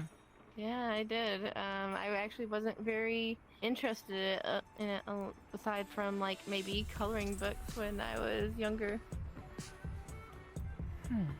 So, so you said that that it was a friend that inspired you to change and to give it a try. So, like, what? I guess what did they see? What did they see like in an you? entire group, Oh, I guess. okay. All right. Yeah. So, a long time ago, I was involved with a it's now non-existent Minecraft server network. Well, two separate ones technically, but they kind of merged at some point. But that's where I met a lot of my first friends on the internet, and only one of them was one of those. That specific group was another digital artist herself. But we kind of bounced off of each other, and the others just kind of ideas to just kind of improve ourselves with that, improve our styles, improve everything, and just experiment. So it was a it was a collective group. Oh, sorry. Go ahead. Yeah. Oh no, the others, they were actually YouTubers. They wanted to be YouTubers. Okay. and very much inspired by the YouTuber whose community we were a part of. And also, that's actually, God, that's a whole other story in itself, actually. So, I'll save that one for later if you want to know more about that. Okay. Yeah. So, all right. So it was just a group of people, including you, who just wanted to improve themselves. But I guess, like, where did art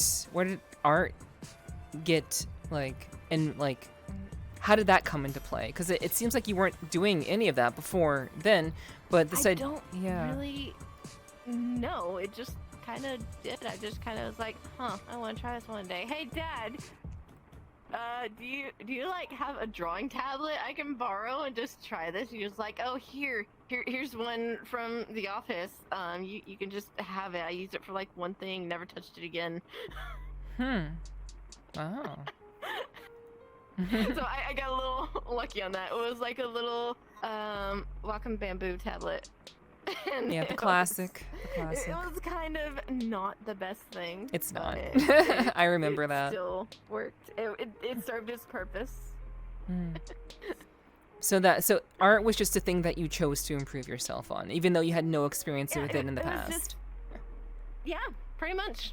Interesting. It's just like something I took like a sudden interest in, and it's one of the few things I've taken an interest in that has released that. That is not a typical story that I hear about artists. Like, it's very atypical, but I think that's amazing. Like you're like, I want to get better at something. I have these great group of friends who are doing really I think they're trying to do interesting things and cool things too, and I want to be a part of that. So you just chose to have your path be art so that you yourself could, just have a sense of, I guess, improvement and I had something that was just me. Yeah, something that felt like me. I was just like kind of like, yeah. Want something that was mine. Yeah, I find that extremely uncommon. I think I don't come across many people who just decide to do something, and to the extent, like, to put in the amount of work that art requires, the amount of dedication and practice and reinforcement and research, like there's so many aspects that go into the artistic process, and it's extremely uncommon for someone to just be like, I want to be an artist now. Like I said, I wasn't great at first, and it was just something I wanted to try, and it just kind of ended up being something I enjoyed, so I just stuck with it. Like, if I didn't enjoy it, obviously I would not have stuck with it the way I have. And you're happy with where you're going, Oh, yeah. with your evolution? I am very happy with it right now. Yeah. I mean, obviously, I'm going to keep working on keep improving. But where I am now, yeah, definitely. Okay, what is the one thing that you would like to improve on? Like what's the one thing that you find that needs the most improvement, do you think? I would say just drawing bodies in general, like anthropomorphic human. Sometimes it's very difficult for me to get proportions correct on those. So I normally have like 10 references up at any given time if I'm drawing a body from scratch. It can be a little bit of a pain in the butt. But like I said, I'm improving on it. I've been working on that a lot lately, just kind of taking references actually from other people's VRC avatars sometimes just to get those different body types to work with. And it's been really helpful. VRC has actually given me a lot more room, or I guess a lot more, inspiration to improve. I see. And what's one thing that that you really are proud of with regards to your artwork?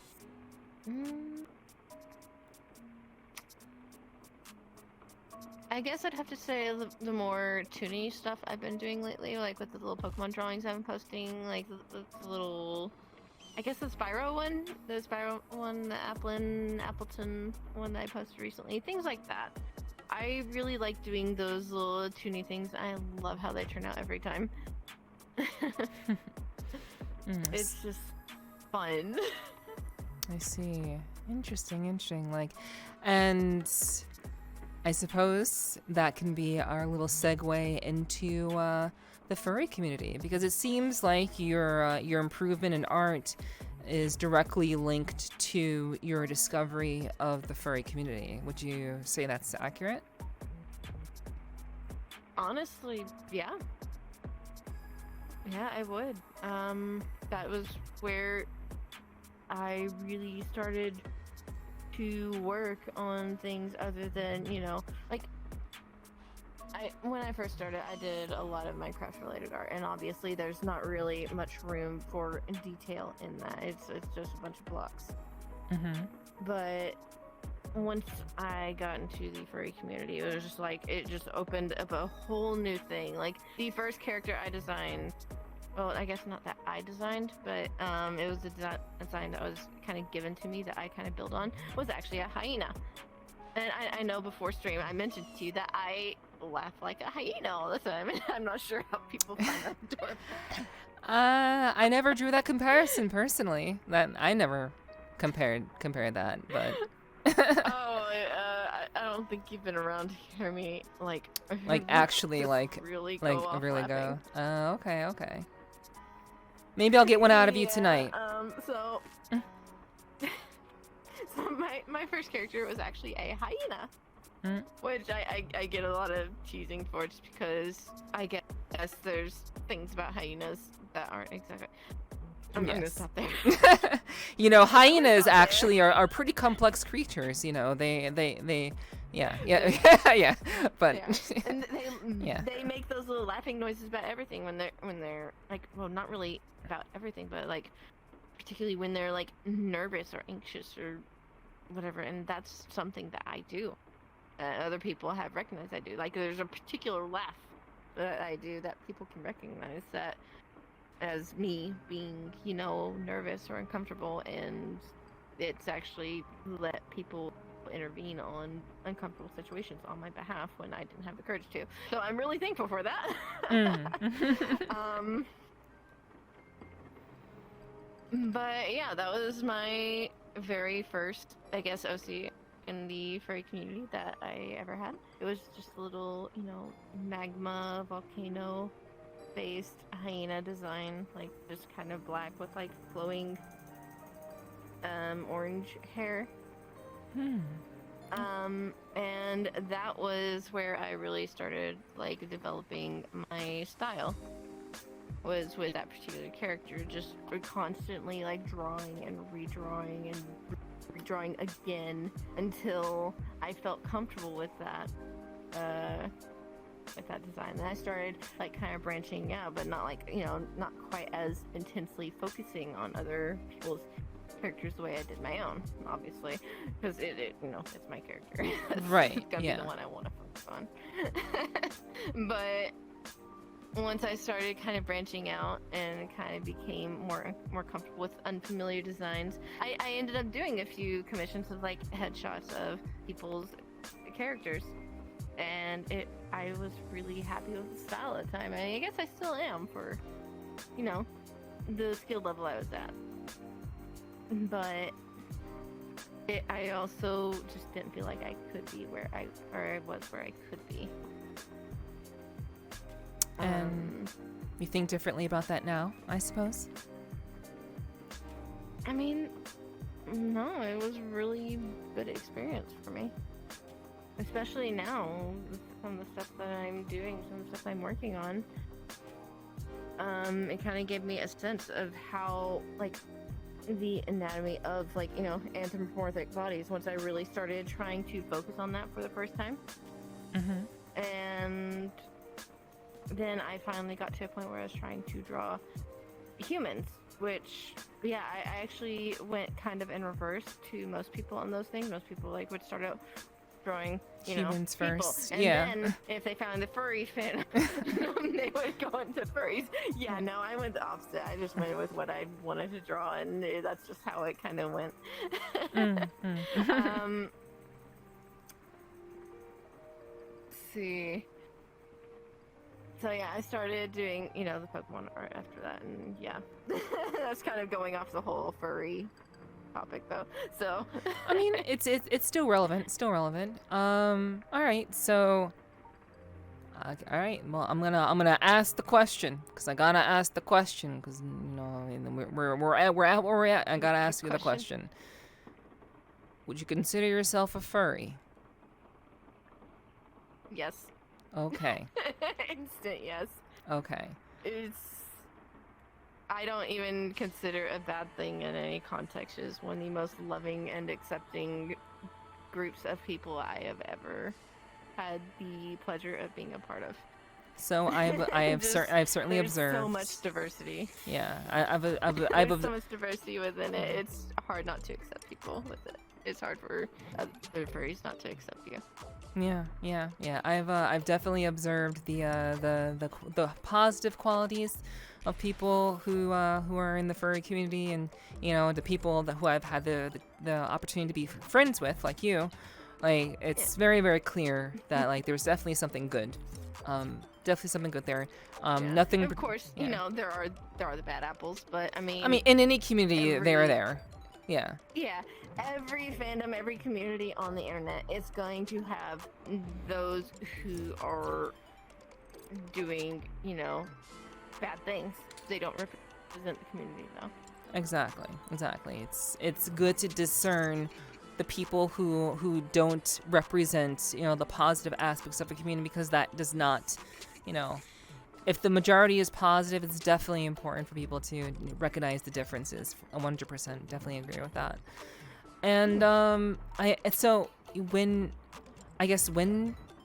what appealed to you about the furry fandom that ultimately brought you in? Because obviously you wouldn't have known about the positive aspects and the welcoming atmosphere and just, like, you know, the cool. I already did know about that. Okay. Because before I considered myself to be a furry, before I started doing, like, furry art, I was heavily involved with a group of furries. I was actually part of a guild of furries on Guild Wars 2 before I ever considered myself a furry. They just kind of let me in because, hey, artists, they wanted that available to their guild members if someone wanted to commission them, or if I decided to do furry art.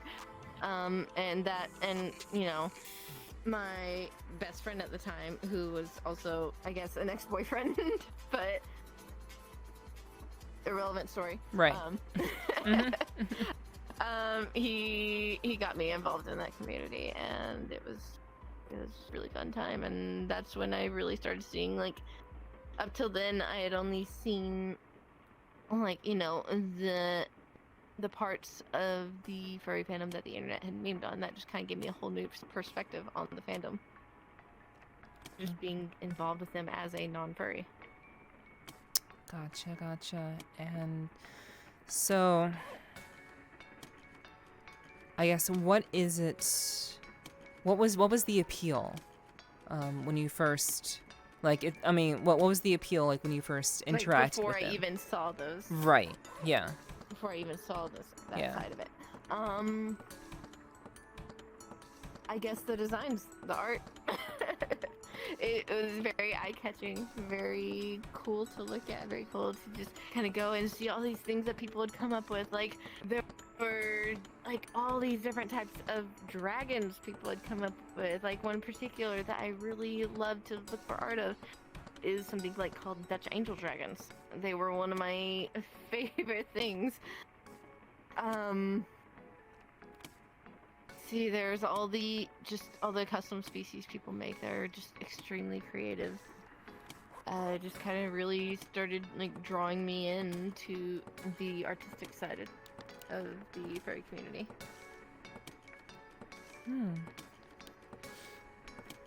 So it was, I guess you could say it was perhaps the creativeness, like the depth of creativity that could be expressed among that group of people. Yeah. You're not just drawing humans. Yeah. You're not just drawing animals or cats. You're drawing animals with human traits, with anthropomorphic traits, and there's a lot of flexibility that you can go. Yeah. Yeah, you can go as far as, like, matching a whole bunch of things together. Like, of course, it's not always gonna look good, but you can make it look good. If you have that skill, you can do that.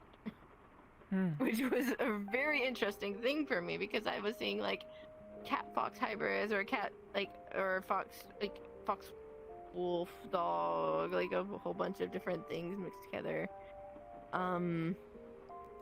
Just all these different hybrid species that look so cool. And what would you consider yourself? Like, your own design? This is a fox. It's just plain fox. Yeah, that's I probably. Guess someone would call me an Eevee, or I guess future Vaporeon. Yeah, I mean. They know who they are. But yeah, I would definitely say the fox look. I think it's cute. I think the fox look is actually pretty cute. Yeah, I really do like it, especially fluffy tail. Yeah, like the fluffy the fluffy qualities are nice. The kind of like, you kind of put everything together. It's very, very cute. Like I've caught myself, like, I'm not gonna lie, like I don't go looking for NSFW stuff. I don't go looking for it, but like occasionally I'll run into something that's like, definitely like furry related, and it's just like, why do I find this even remotely attractive? See, that's actually not a side of fandom I really associate myself with. Okay. It's just not like, it doesn't really appeal to me. Right, But, I mean, fair. I don't do NSFW or really anything NSFW. But I have seen a lot of that art, and a lot of the artists are really good. Very good. Like from artistic perspective, like, yeah. I may not be a particularly a fan of the NSFW side of fandom, but there is a lot of skill that goes into that, and I have to appreciate it. Yeah. I think it makes sense to appreciate that from an artist's point of view. Like, I would like to be at that level, but present my art in a way that isn't, NSFW style. Yes. Yeah. Exactly. Yeah. Give me all the skills, and you can leave out the 18 plus. I'll take everything else. We'll leave the loot out. Yeah. But yeah, I would probably be willing to do like kind of suggestive thing, like art in the future, but not like, full on, 18 plus. Okay, cool. And is like are you actually taking commissions at the moment? It's kind of a hard question to answer. I've been wanting to. It's just I've had so much on my plate recently, just with life, that I've been like continuously putting it off again and again and again and again. Just once things just kind of settle down, maybe. Okay, all right. Hey, that works for me. That I was asking for the other peeps. I imagine people would like wanna like another artist who specializes in furries, and like one who really likes drawing Pokemon for sure. So like you gotta ask for the peeps. Absolutely. Yeah, no, I have been having a lot of people ask actually, so I know I need to do it sooner rather than later. Yeah. I do hope things, kind of, calm down, taper off for you. Like I certainly do hope so. All right, so we got the next topic. Can you guess what it is?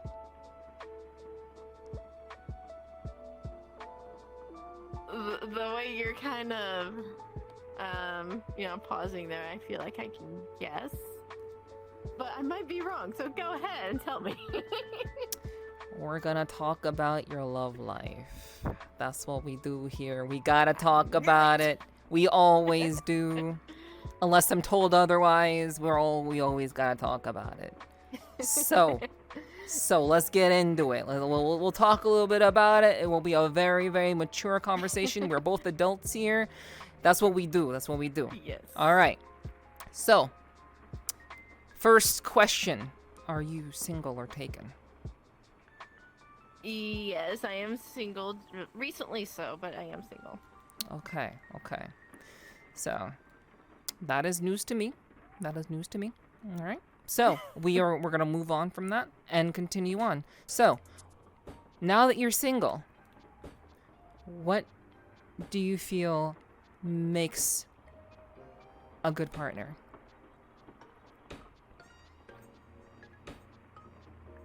Someone that, I share a lot of interests with, someone I can vibe with, someone I can trust. Like, without those things, it's not going to be a very fun relationship. Not gonna lie. Because, like, honestly, like, the fact that, I don't really associate with, like, NSFW things, you can probably guess I am not a very sexual person. So, well, I mean, that's not going to be a focus of any relationship for me. That is, I mean, that makes sense.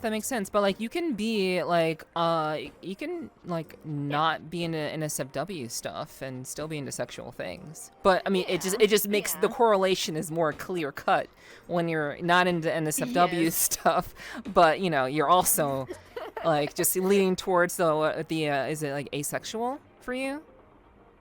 Yes, I am asexual. Okay. Gotcha. I am asexual, and I guess I'd say demi-romantic. Okay, so for people who don't understand, can you give us those two definitions of asexual and demi-romantic? So asexual is like when you don't experience sexual attraction, like you don't have those urges toward people. Like you can, of course, you can, have fun with all that, but it's not a necessity for you, I guess. Or I guess it can be for some. I don't know, I feel like I'm explaining this badly. But you just don't feel that attraction toward anyone in particular. Okay, so for you, for people, yeah, for you, like what is it? What is it to you? For me, I guess I have next to no urges in that department toward anyone. I am not attracted to anyone particular. To anyone, really, I guess, sexually. Okay. I mean, that makes sense. Bluntly. All right. And demi-romantic? And, yeah. Oh, if you So a lot of if you had people more to say, I'm who- sorry. If you had more to say. Yeah, you're good. You're good. So a lot of people who are asexual will also identify themselves with a romantic orientation. So it's like, say, do you know what demisexual is? Yes. So demi-romantic is the same thing, just regarding romantic attraction. So like there's a prerequisite of having a strong emotional bond before that attraction can form. That attraction has to form from that bond or it cannot exist.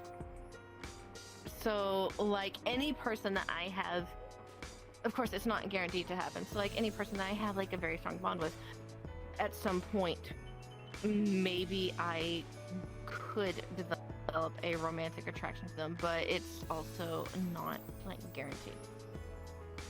Still, so. Okay, so I want to make sure that I understand. So the asexual means that you don't feel that you have a strong requirement for sexual intimacy.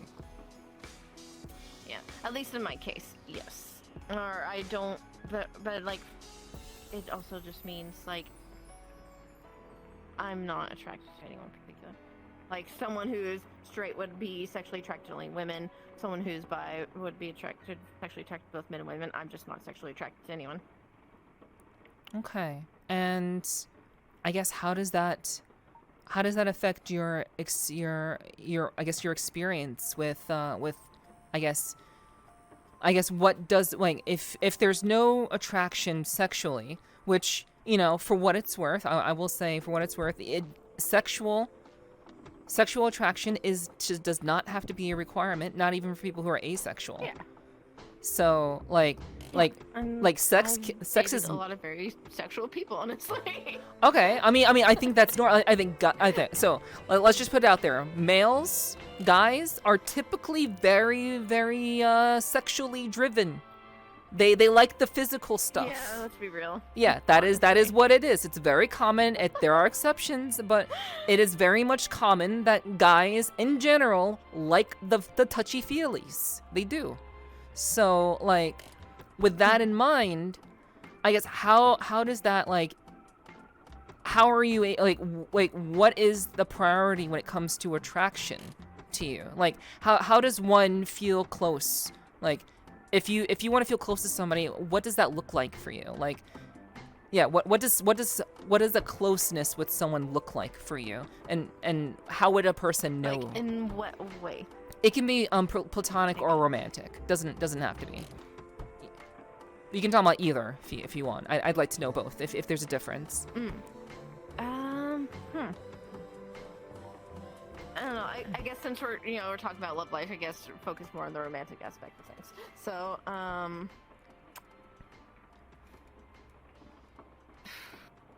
honestly, yeah, I tend to focus far more on the romantic side of things. I'm a cuddle bug.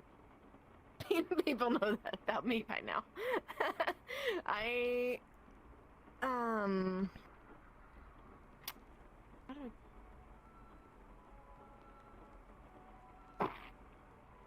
Okay, I might need you to rephrase the question for me. My brain is like. Okay.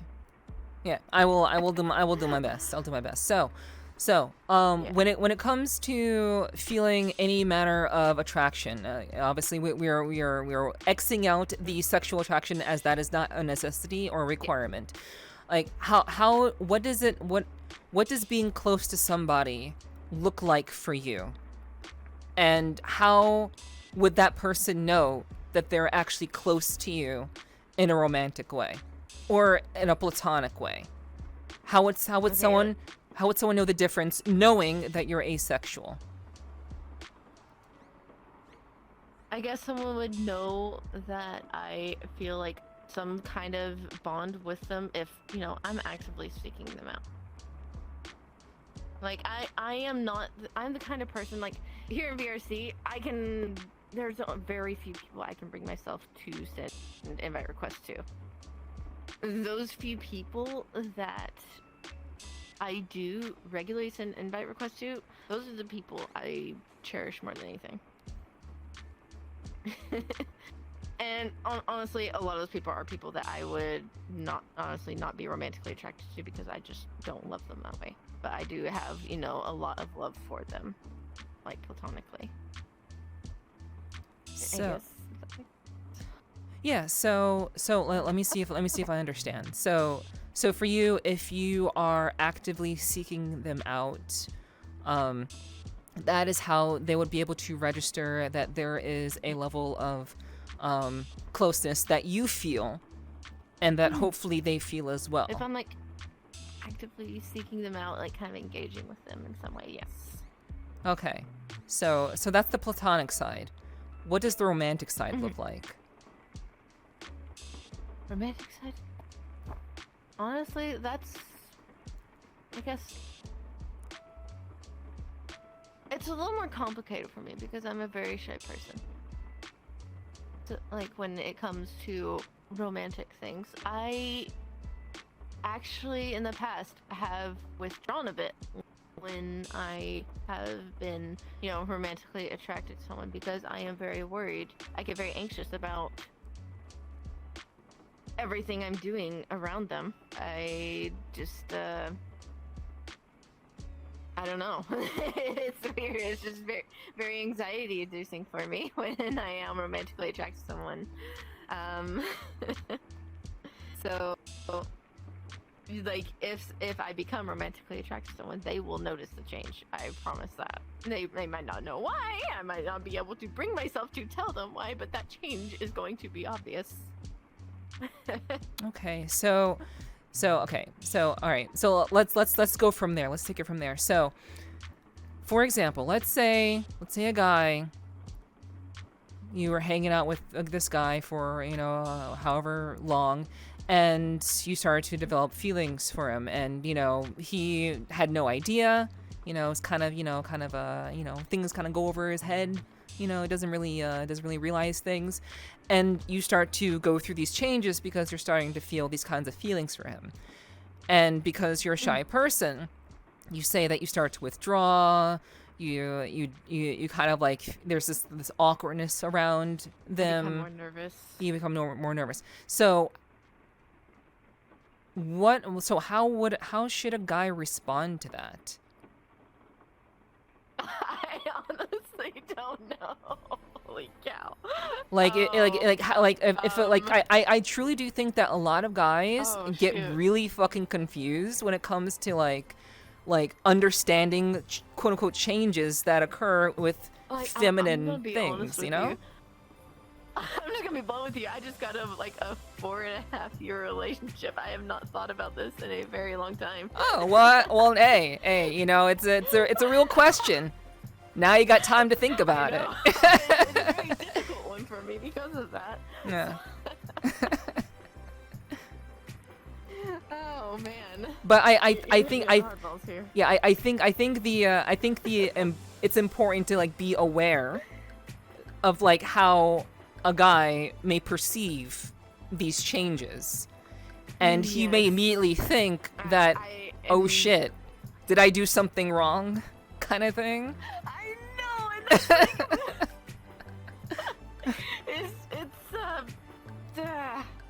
God, it's such a contradictory thing, and I hate it. But it's just, oh my gosh, it's such a non-constructive reaction to it. It doesn't help a thing.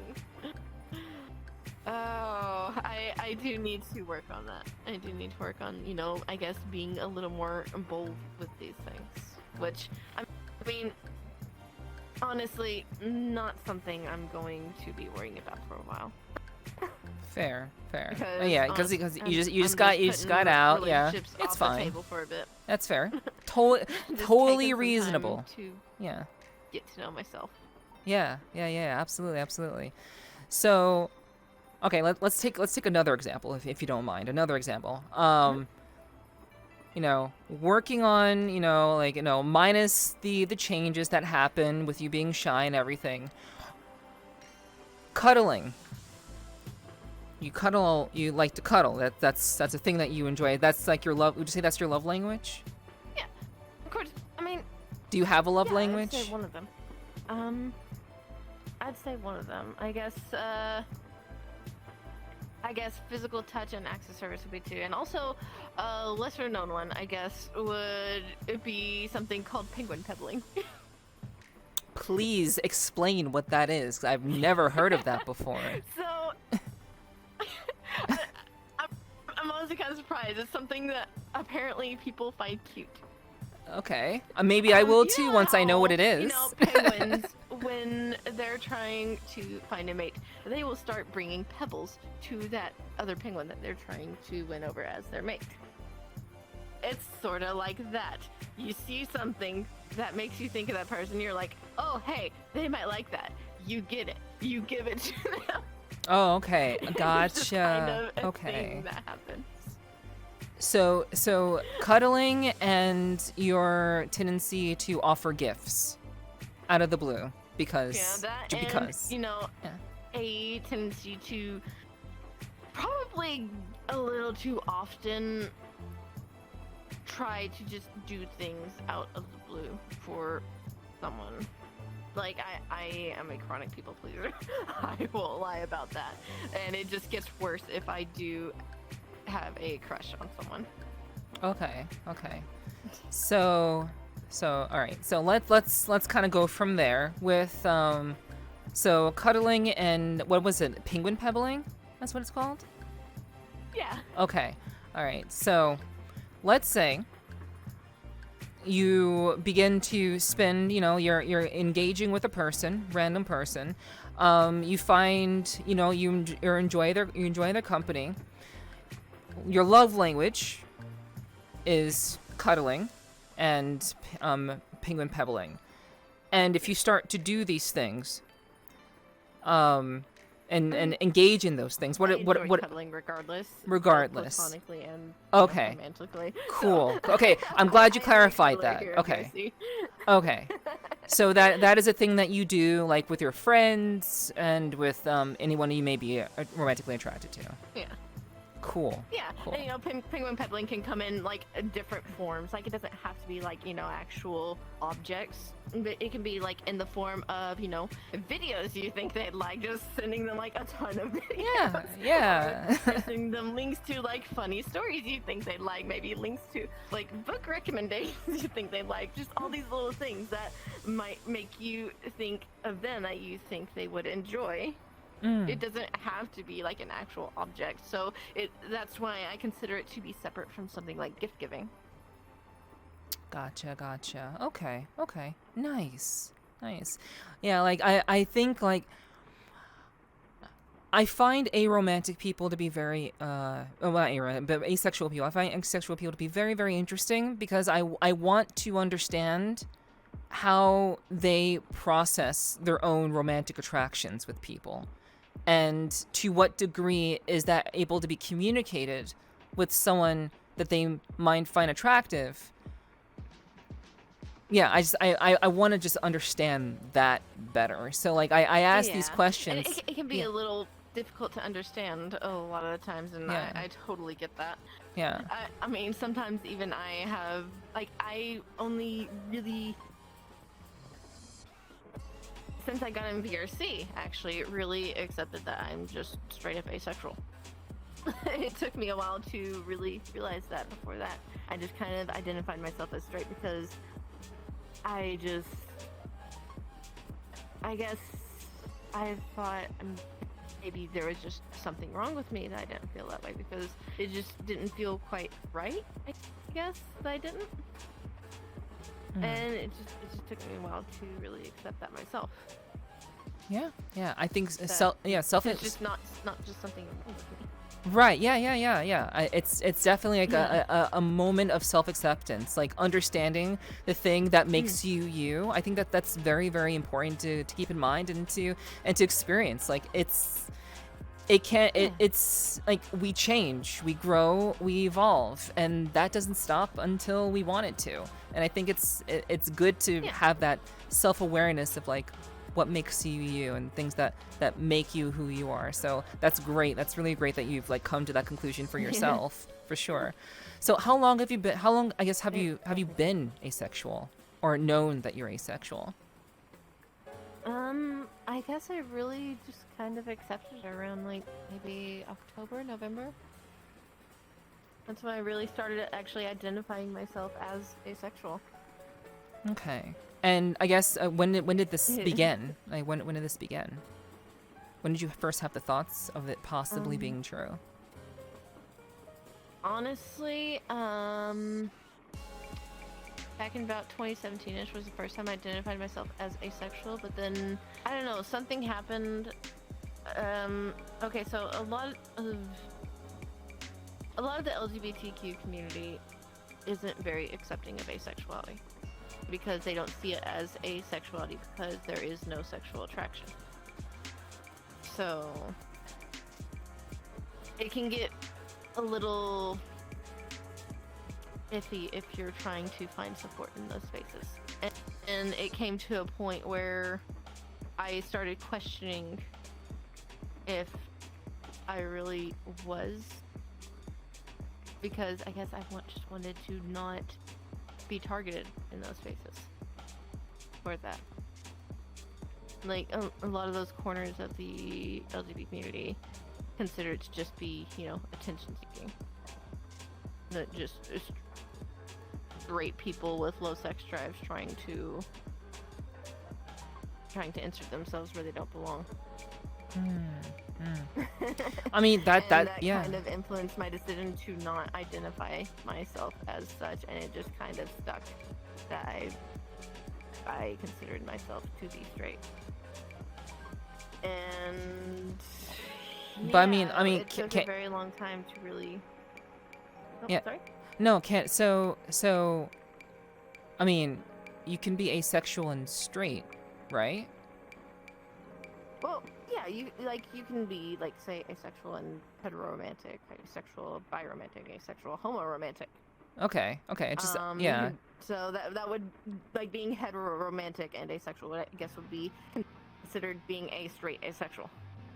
Okay. Right. Okay. So you were struggling to kind of, I guess, come to terms with what you were feeling because of the. Like I became convinced that maybe I was just looking for that attention. I began to doubt myself because of all that and negative attitude toward asexuals. And it kind of made me deny that part of me. I was trying to be something I wasn't for the longest time. So I guess what changed? I guess it sounds like it was VRChat, but was it anything else? I guess just finding friends who I could really accept, who I could really felt could accept me for me. Okay. Yeah. And so, like you said earlier that you found out many friends, many new friends in VRC, and that's been a real life changer for you and that kind of the social spaces kind of thing for sure. Yeah. So. And like I can also see how maybe it can also cause like some insecurity in relationships and like existing relationships when you realize you're asexual. I can understand how that might cause some friction. I don't even know if that was a factor in my recent breakup. So it's a tricky topic to really kind of approach when you're not familiar with it. Right, which is why I'm want to talk to you about it because you're intimately familiar with it. Yeah. Yeah. Honestly, still, I feel like I'm not quite as familiar with it as I could be. Okay. Like obviously, I think it's wonderful that you've kind of come to terms with like who you are and like your sexuality in that regard. But I am curious. About, if you don't mind me asking, have you had many romantic relationships in your life? I will answer this question too, so you're not answering it by yourself. No, you're okay. I have had a total of, let's see, I think 5 in my entire life. That's more than me. It's more than me. Some are very long-lived. I will admit that. It's like the shortest ones were like a month and 3 months, and then the longer ones were like 4.5 years was the longest, and right before that it was like 3.5. You know, actually, I take that back. If I go way back, if I count that, it was about 5 for me too. But you know, that was that was just it was a different time. But okay, so with that in mind, like, I want to know, how did those relationships play out? And you don't have to reference your most recent one. It can be like you can look at the past ones too. So I guess, how were your interactions with, I would assume, guys? How did that play out in those relationships? And with the ultimately, the guy wanted to be touchy-feely. I mean, I'm assuming that occurred at some point. So how was that processed on your end, and what was that like for you?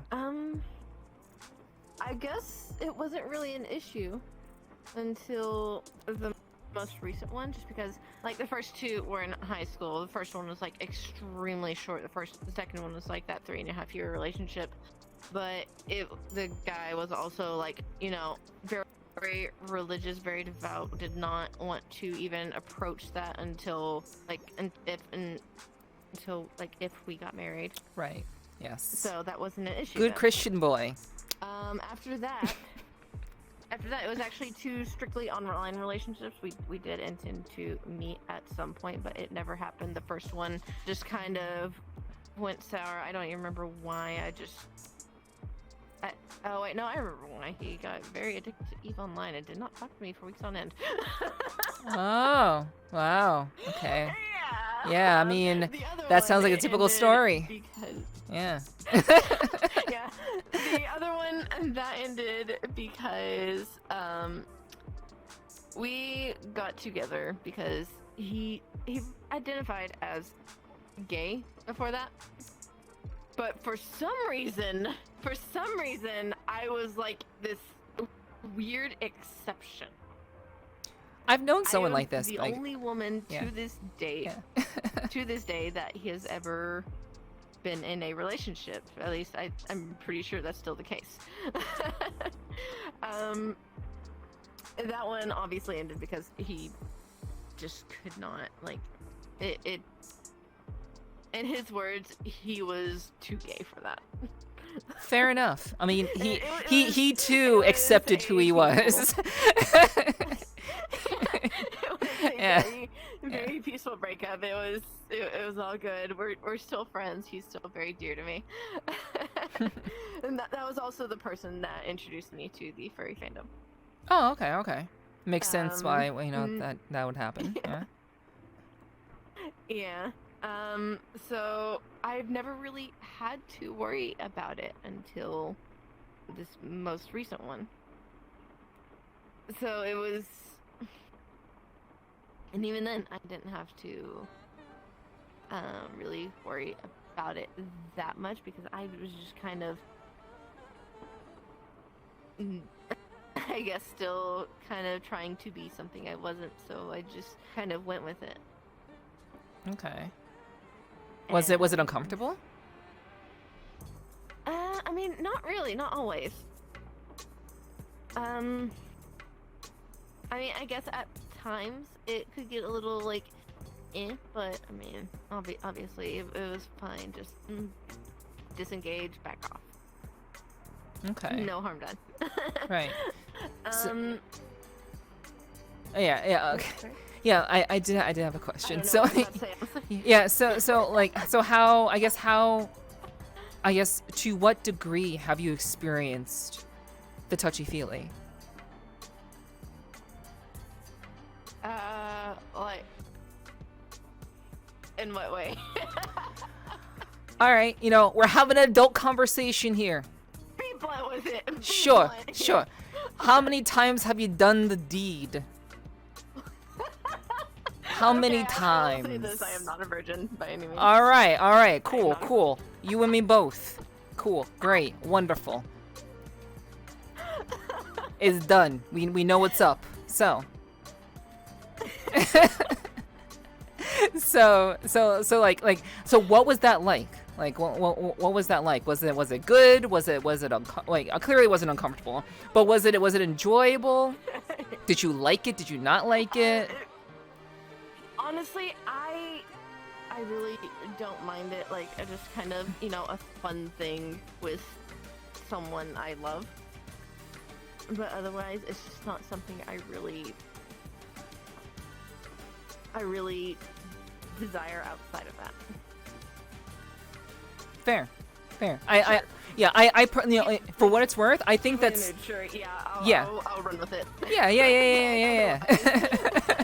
It's just not on my mind. Right. Like I personally think that sex should not be like the most important thing in a relationship. Like it should be pretty balanced and like sex should not be anything that is demanded.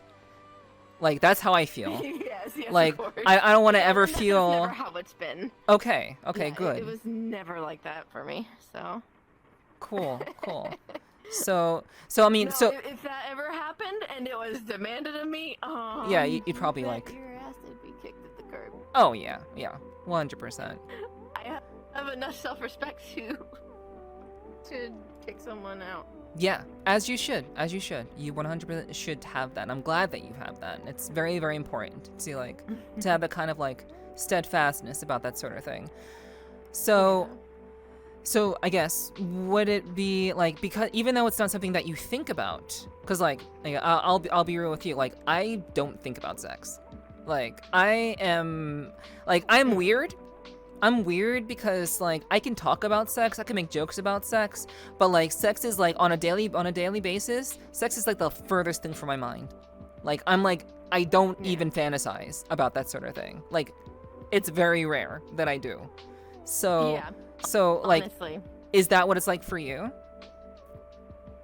Sort of, yeah, pretty much. Like that it's just not even a factor in a relationship for me. Like it's just not something that goes into deciding like if I want to be in a relationship with a specific person. Same. It'd be nice if it's good though. They're very pushy about that. Then, it would be nice. It would just be, like screw that. Right. But wouldn't it be nice if it were good though? yeah. Okay. So what are your standards for experiencing and actually like figuring out whether it's good or not?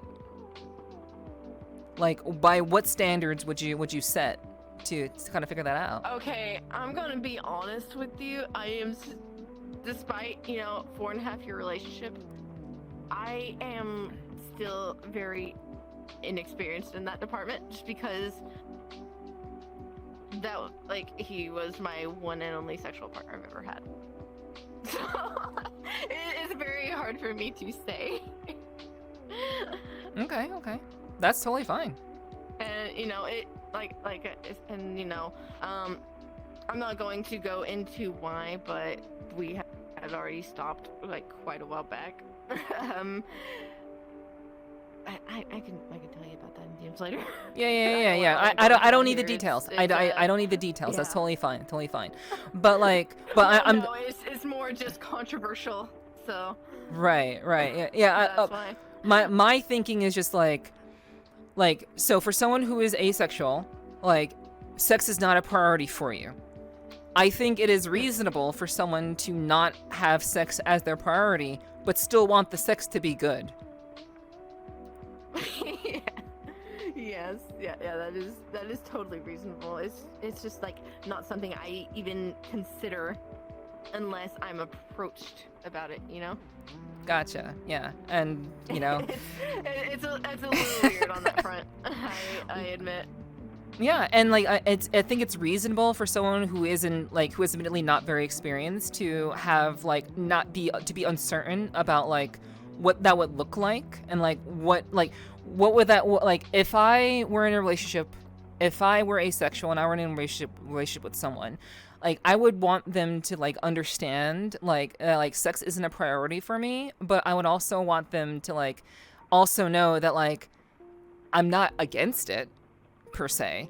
It's just not something that I like, think you about can- or you care can come to about. me and just, like say, hey, you want to try this? And I'll just be like, why not?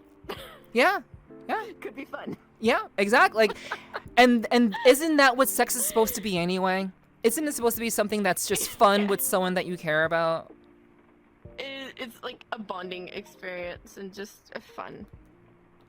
Yeah. Yeah. That's how I've always viewed it. I don't know about most people, but like I've always seen it as something that's supposed to be like enjoyed between, two people that like that, genuinely like each other. Yeah. Of course, it's not like that for all asexual people. I will say that there are like different. There's a spectrum. Yes. Yes. So I guess you could say there's like 3 different ways you could kind of identify it on this front. Like you could be like just a sex positive, sex repulsed, or sex neutral, and I would be more on the sex neutral side. Gotcha. Okay. Like it just doesn't matter to me very much. And does that spectrum ever has that spectrum ever changed for you personally? Honestly, no. Okay. Well, Cool. I mean, I guess there have been times where I've thought I may lean more toward like the sex repulsed side, but it really just depends, I guess, on a lot of factors that I can't even begin to go into. Gotcha. So let's okay. So now we kind of understand the asexual and the demi-romantic side of it. We've kind of covered all those bases. So yeah, I'm glad that you're willing to dig into that, because I think that's very, very important, honestly. So like, I didn't expect to go that in depth on it. you're on the Sweet Talking podcast. That's what we do here. That's what we do. So what would being in a relationship look like for you? Like what if not sex, what are your standards for a good partner? What would make a good partner for you? I know you said like person that has like that has similar interests, but like is there anything else that you particularly like you will not compromise on when it comes to determining if a person is a good partner for you? They need to be willing to understand all the weird shit that goes on with my brain. Like, for example. Because otherwise they're going to be extremely frustrated with me a lot of the time. Okay. I feel that. Honestly, yeah.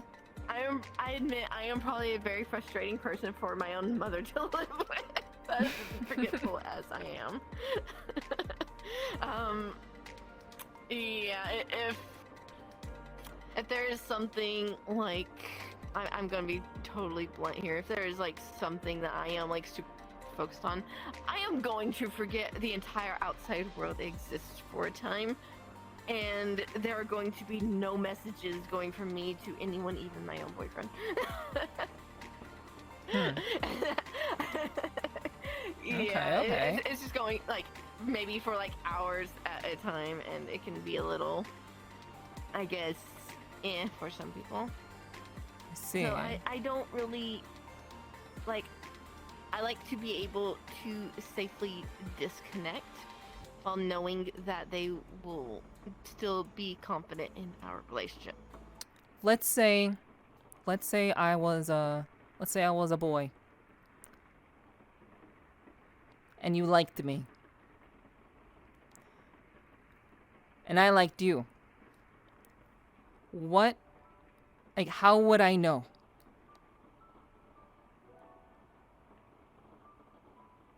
Honestly, unless you knew me well enough to know how I was reacting was, a sign of that.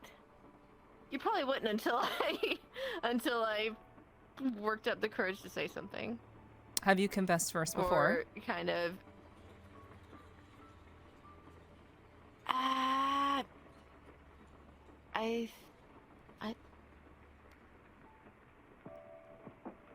You know, I'm not sure.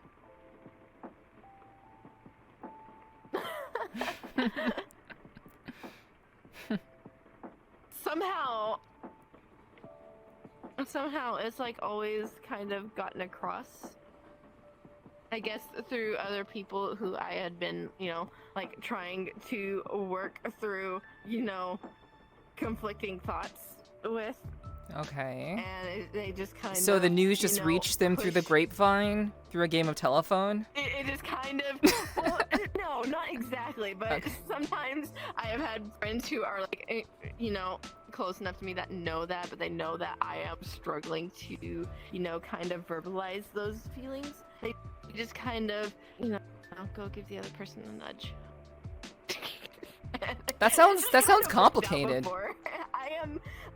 I know, and I hate that sounds difficult. I am a very timid person. It normally happens before I ever work up the courage to do anything. I do not ask for it.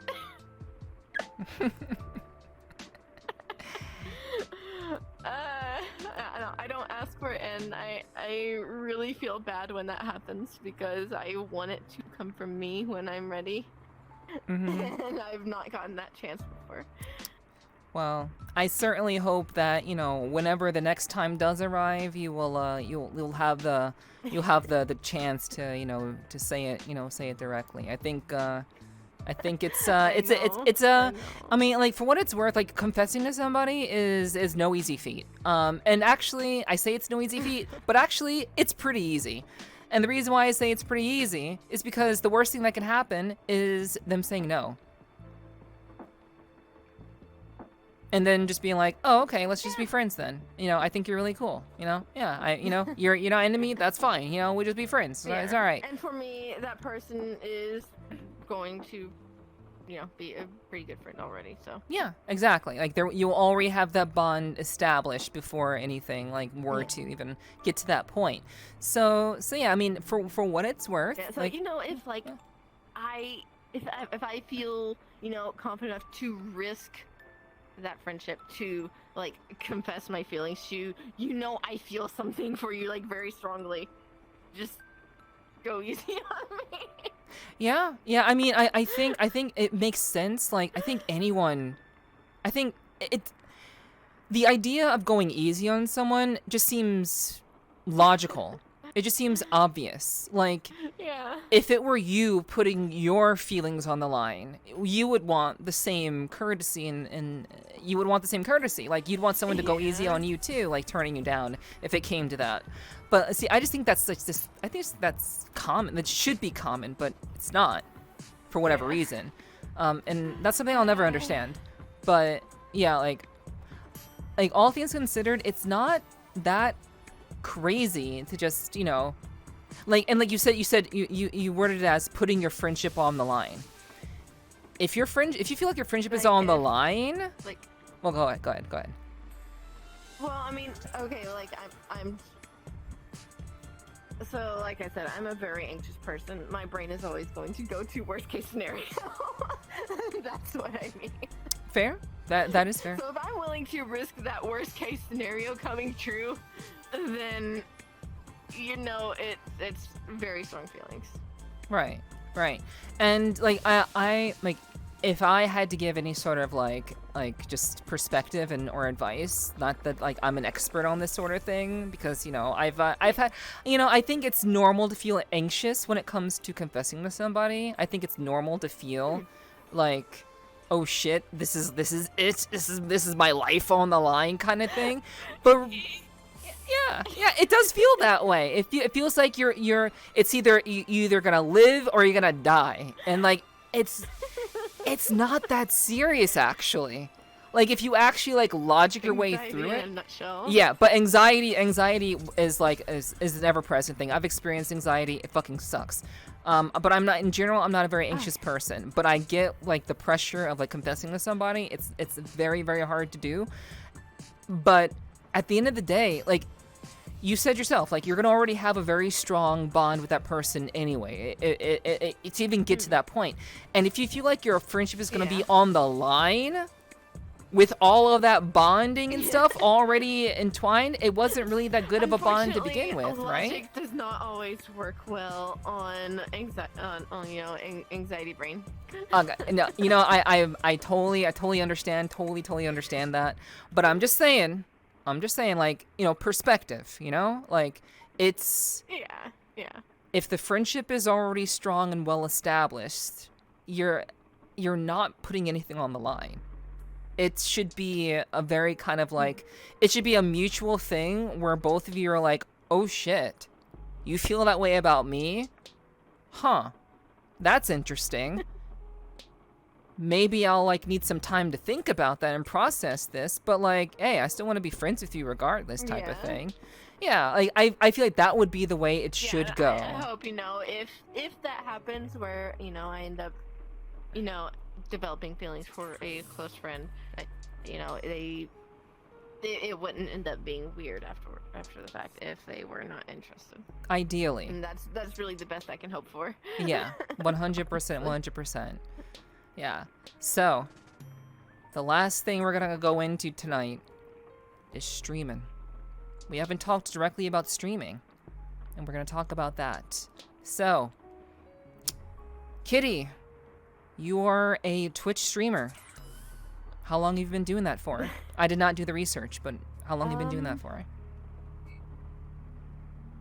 I guess for, oh god, I've had this account for almost 2 years now, I think.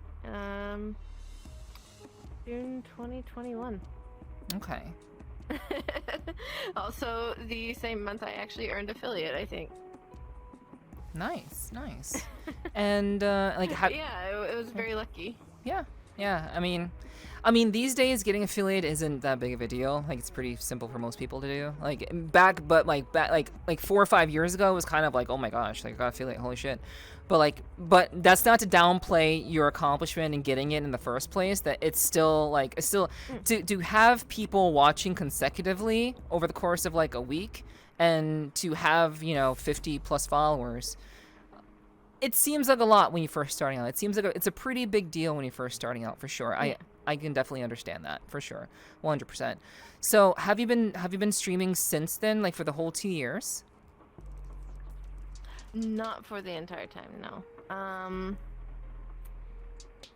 So like I'm sure you know this by now, but me and Fifi were actually streaming together a lot for a while, and then like he was the main reason I was able to keep going during that time in life, because just I was not in a great headspace. I was just, oh my gosh, I probably should not go into that because I don't want to It's okay if you don't, like, I really don't want to bring up. Yeah. I mean, you don't have to explain like where you were at the time, but like you just were not doing as much streaming as you wanted to at the time. I was in a very bad headspace. Okay. I will say that. And that's why you stopped for a while, or were? Yes, I ended up just kind of tapering off almost completely for months and months and months on end. And of course, then, you know, Fifi started dragging me into VRC, and that's when you know, started finding all these different communities. When I first started, I wanted to be like, you know, comfy streamer. I wanted to be like a place where people could go and just be comfy and have fun. So it actually wasn't until I met Nico that I started considering getting back into it. Because he kind of reminded me of what, like, you know, just what I wanted to be. And it made me really want that. Yeah. So I very slowly started to kind of, you know, like just one small stream here, another short stream there, and then it wasn't until January of this year when I really started kind of taking it more seriously again and trying to be more regular about it, which hasn't been exactly successful just because, you know, busy life with a full-time job outside of Twitch, outside of here.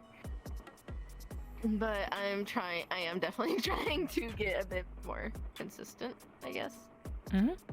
And like, I'm right there with you, hon. I'm right there with you. You know, like I am like notorious for streaming like once a week. I'm notorious for it. And I've said that I was gonna stream. I said this year I was gonna start streaming twice a week. I have barely achieved that, barely. And it sucks. It sucks. But like I get what you mean by feeling as though like you're trying to be consistent and really kind of like working towards it, and like having the day job along with everything else. Like, yeah, I'm right there with you. Like I got off work tonight at like 9, and then like I was here at 11.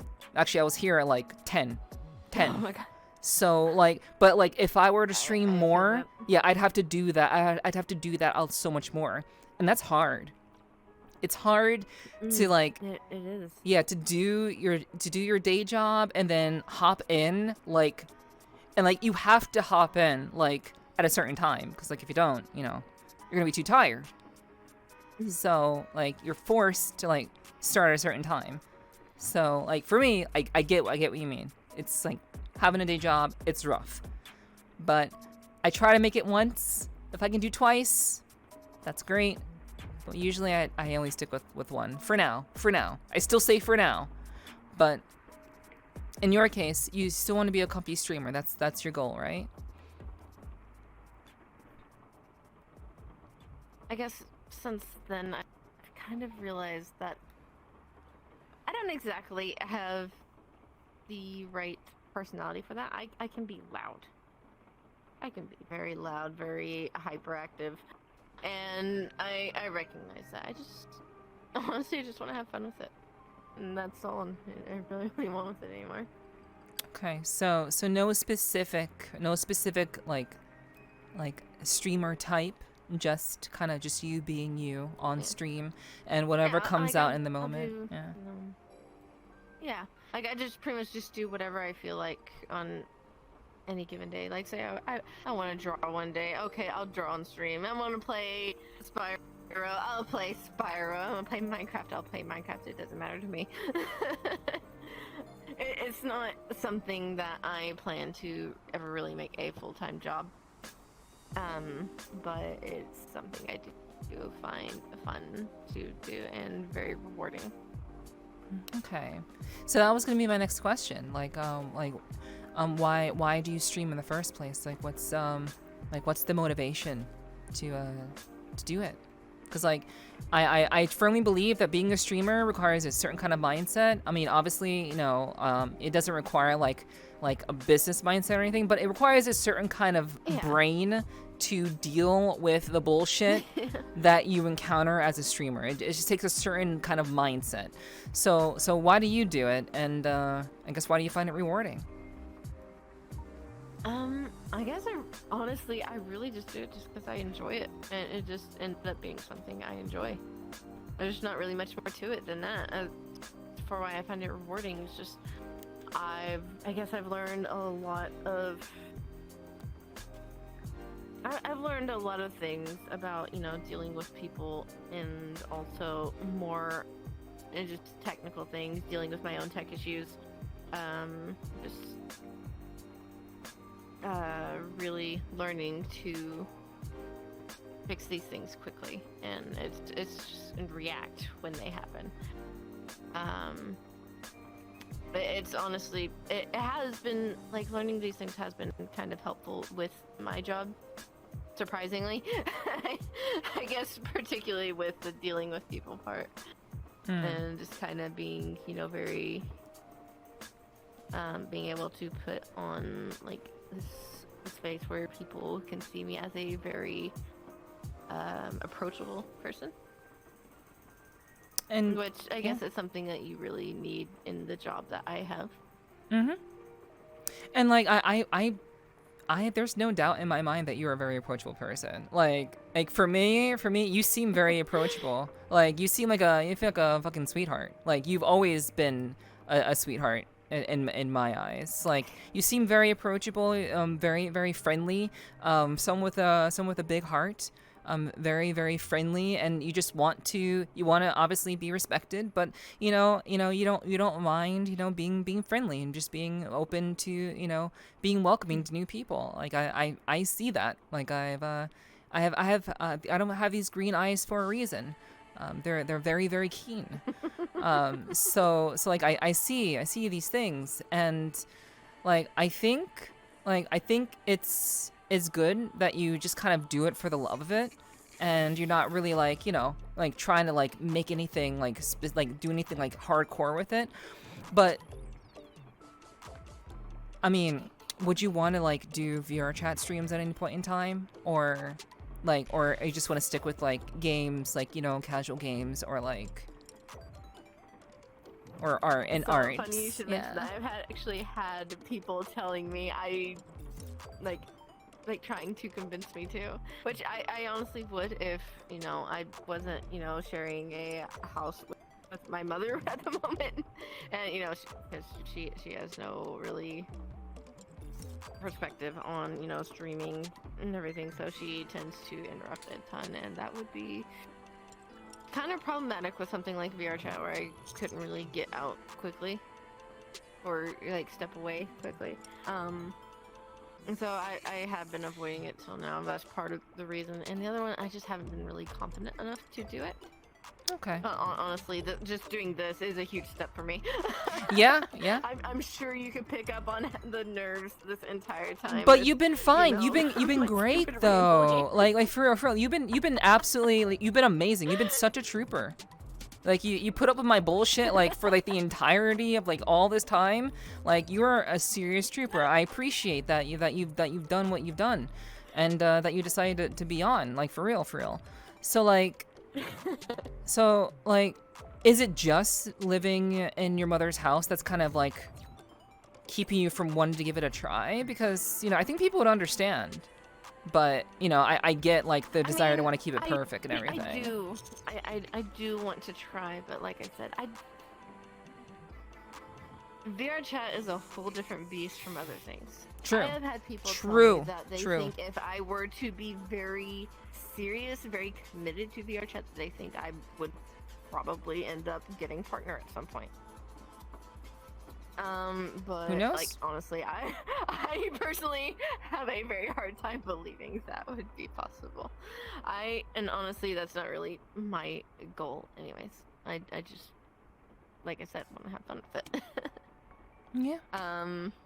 If it got to a point where I could make a full-time job out of it, then that, bonus, but not the goal. Gotcha. Yeah, I think that's perfectly reasonable. I just don't feel like I'm personally ready for that. Ready for doing a VRChat stream? Like I've done 2 before. Only 2. That was on a friend's birthday, and also, I guess you probably remember the whole Hot Ones Jones thing that I lost. Yes, I do recall that. Yes. That was my second VRC stream ever, and is still the last one that I've done. Okay. Well, okay, I guess I've technically done 3 because I did kind of pick a fight with Ziggy right in the middle of stream once and jumped it. That was a deliberate hiding of your voice. I see what you did there. It was successful because I could barely hear what you were saying, but I see what you did there. Just saying. I picked a fight with Fifi midstream and just kind of switched on the spot. Yeah, I'm sure he appreciated that. Holy shit. And it ended up with udon boxing, and it was actually really fun. Oh gosh, man. I mean, it is no joke. Like, VR streams are very much a different beast. Like, the amount of people don't understand the amount of preparation that it takes to do this.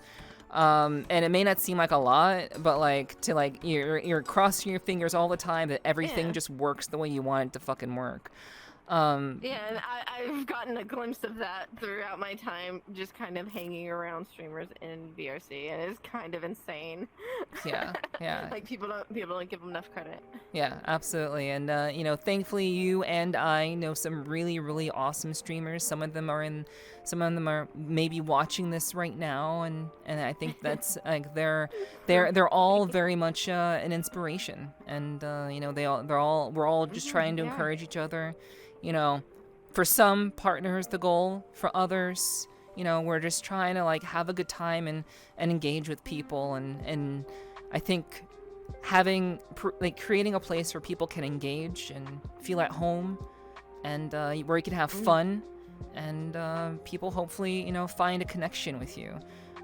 That's kind of that's like the heart of streaming. That's, to me, I feel like that's really what makes streaming so amazing. We're just people trying to connect with other people who may be struggling with how to connect with people.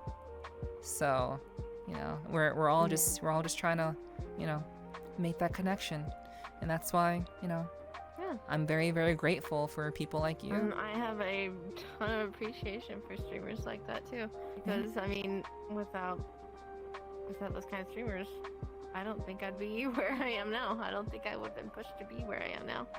Yeah, and like you've done in the past with learning how to do art, you never know until you try. And you know, we're fortunate enough to be around very, very talented, inspiring people. So, you know, I'm glad that you know, you are a part of that group.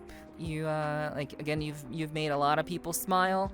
You've made a lot of people's days. You've brought people light where there was darkness, and I observe, I see, and you know, that's not something to be taken lightly. So, you know, I think that's great what you're doing.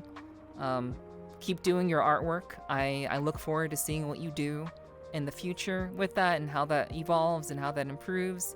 And yeah, I'm so grateful that you decided to go through the gauntlet. As I think people consider my podcast somewhat of a gauntlet.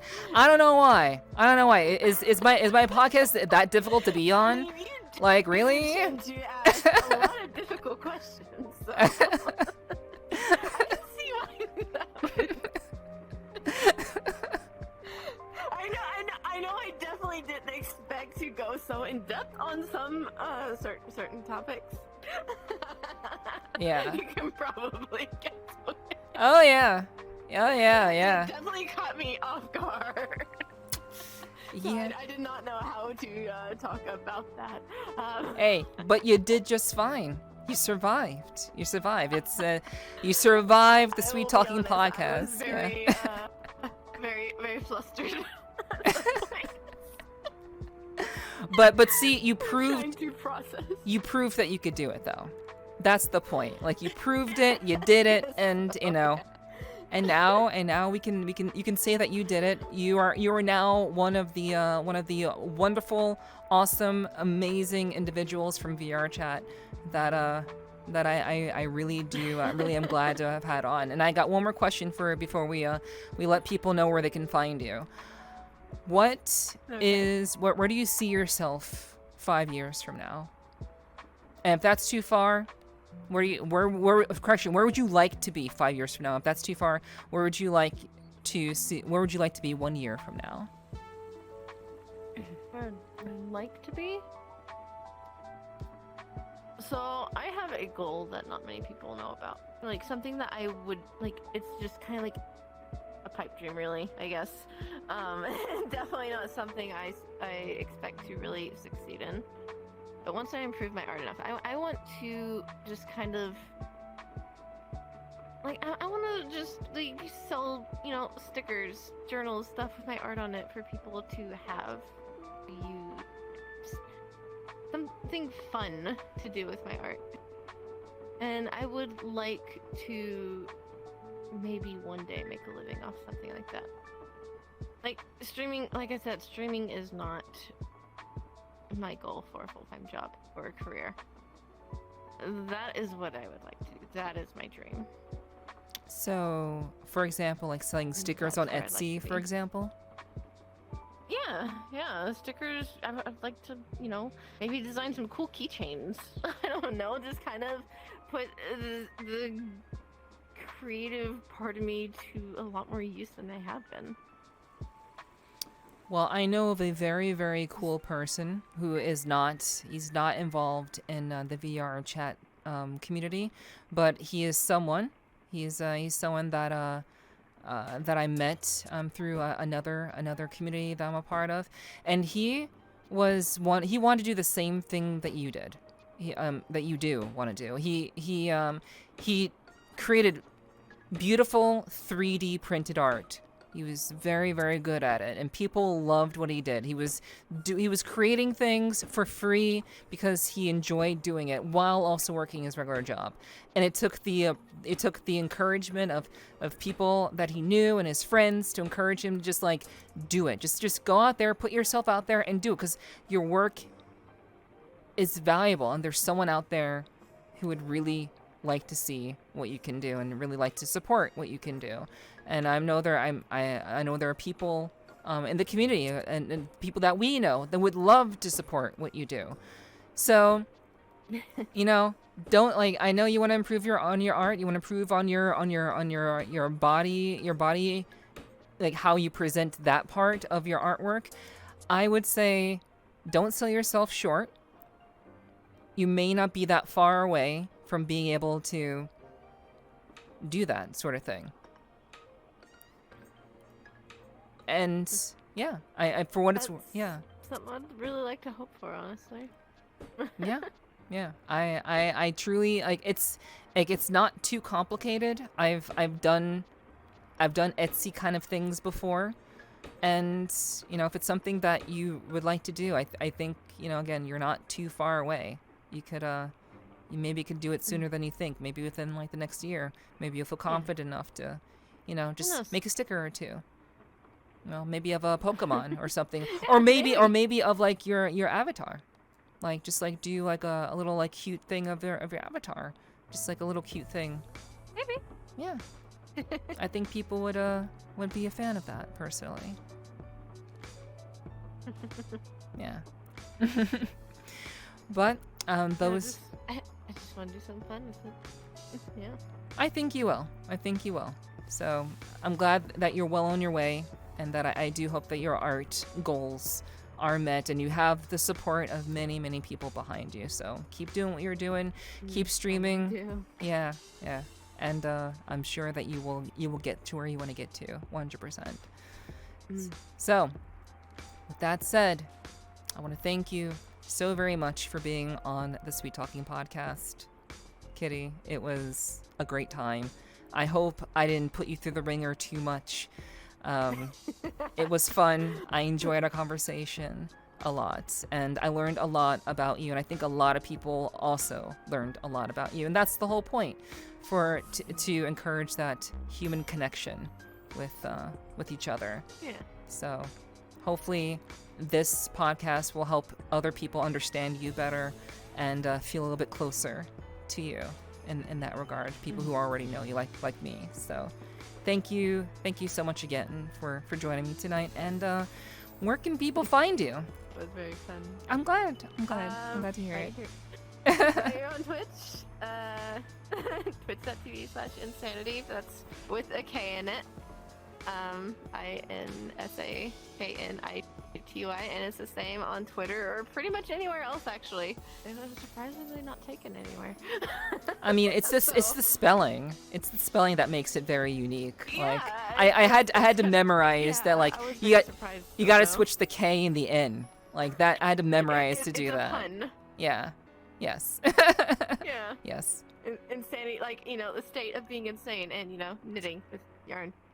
Oh, see, I didn't know that part. I didn't know that part. Hey, see, we learned something else. Nice. No, there you go. Yeah, so it's actually related to knitting. It isn't like cat or anything like that. Okay. Wow. Hey. There we go. Nice. I like it. I like it. Very cool. Very, very, very punny. I like it.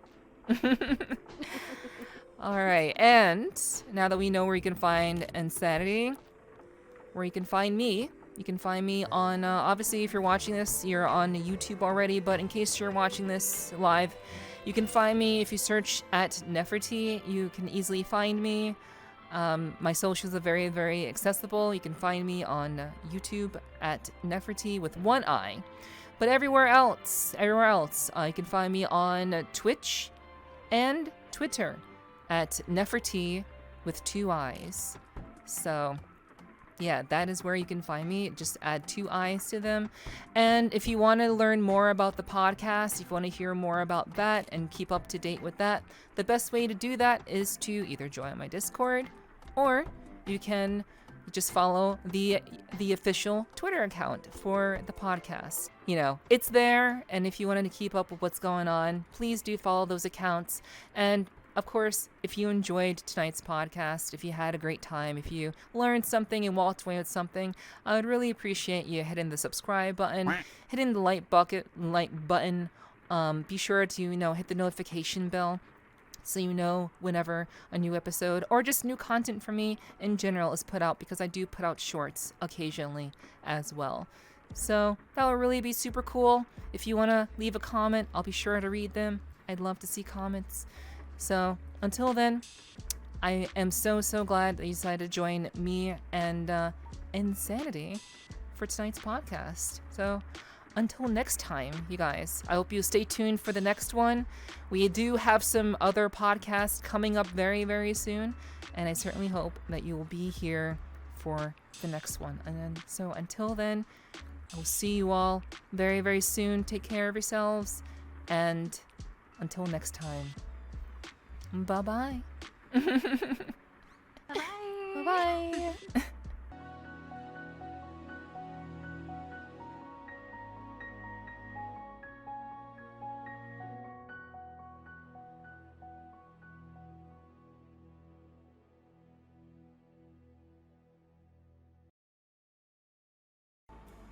Gotcha.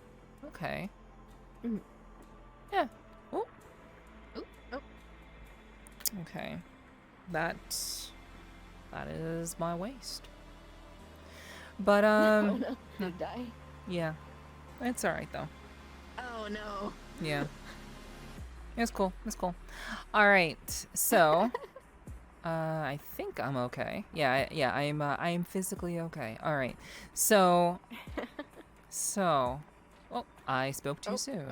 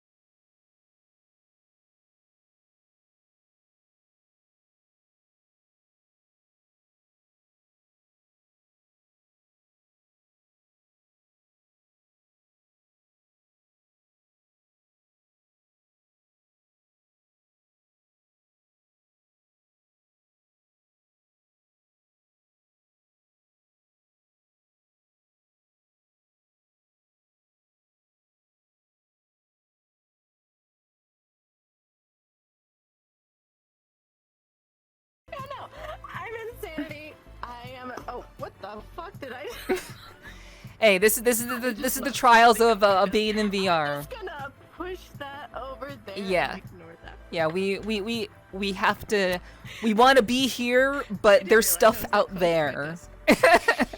So we deal. Anyways.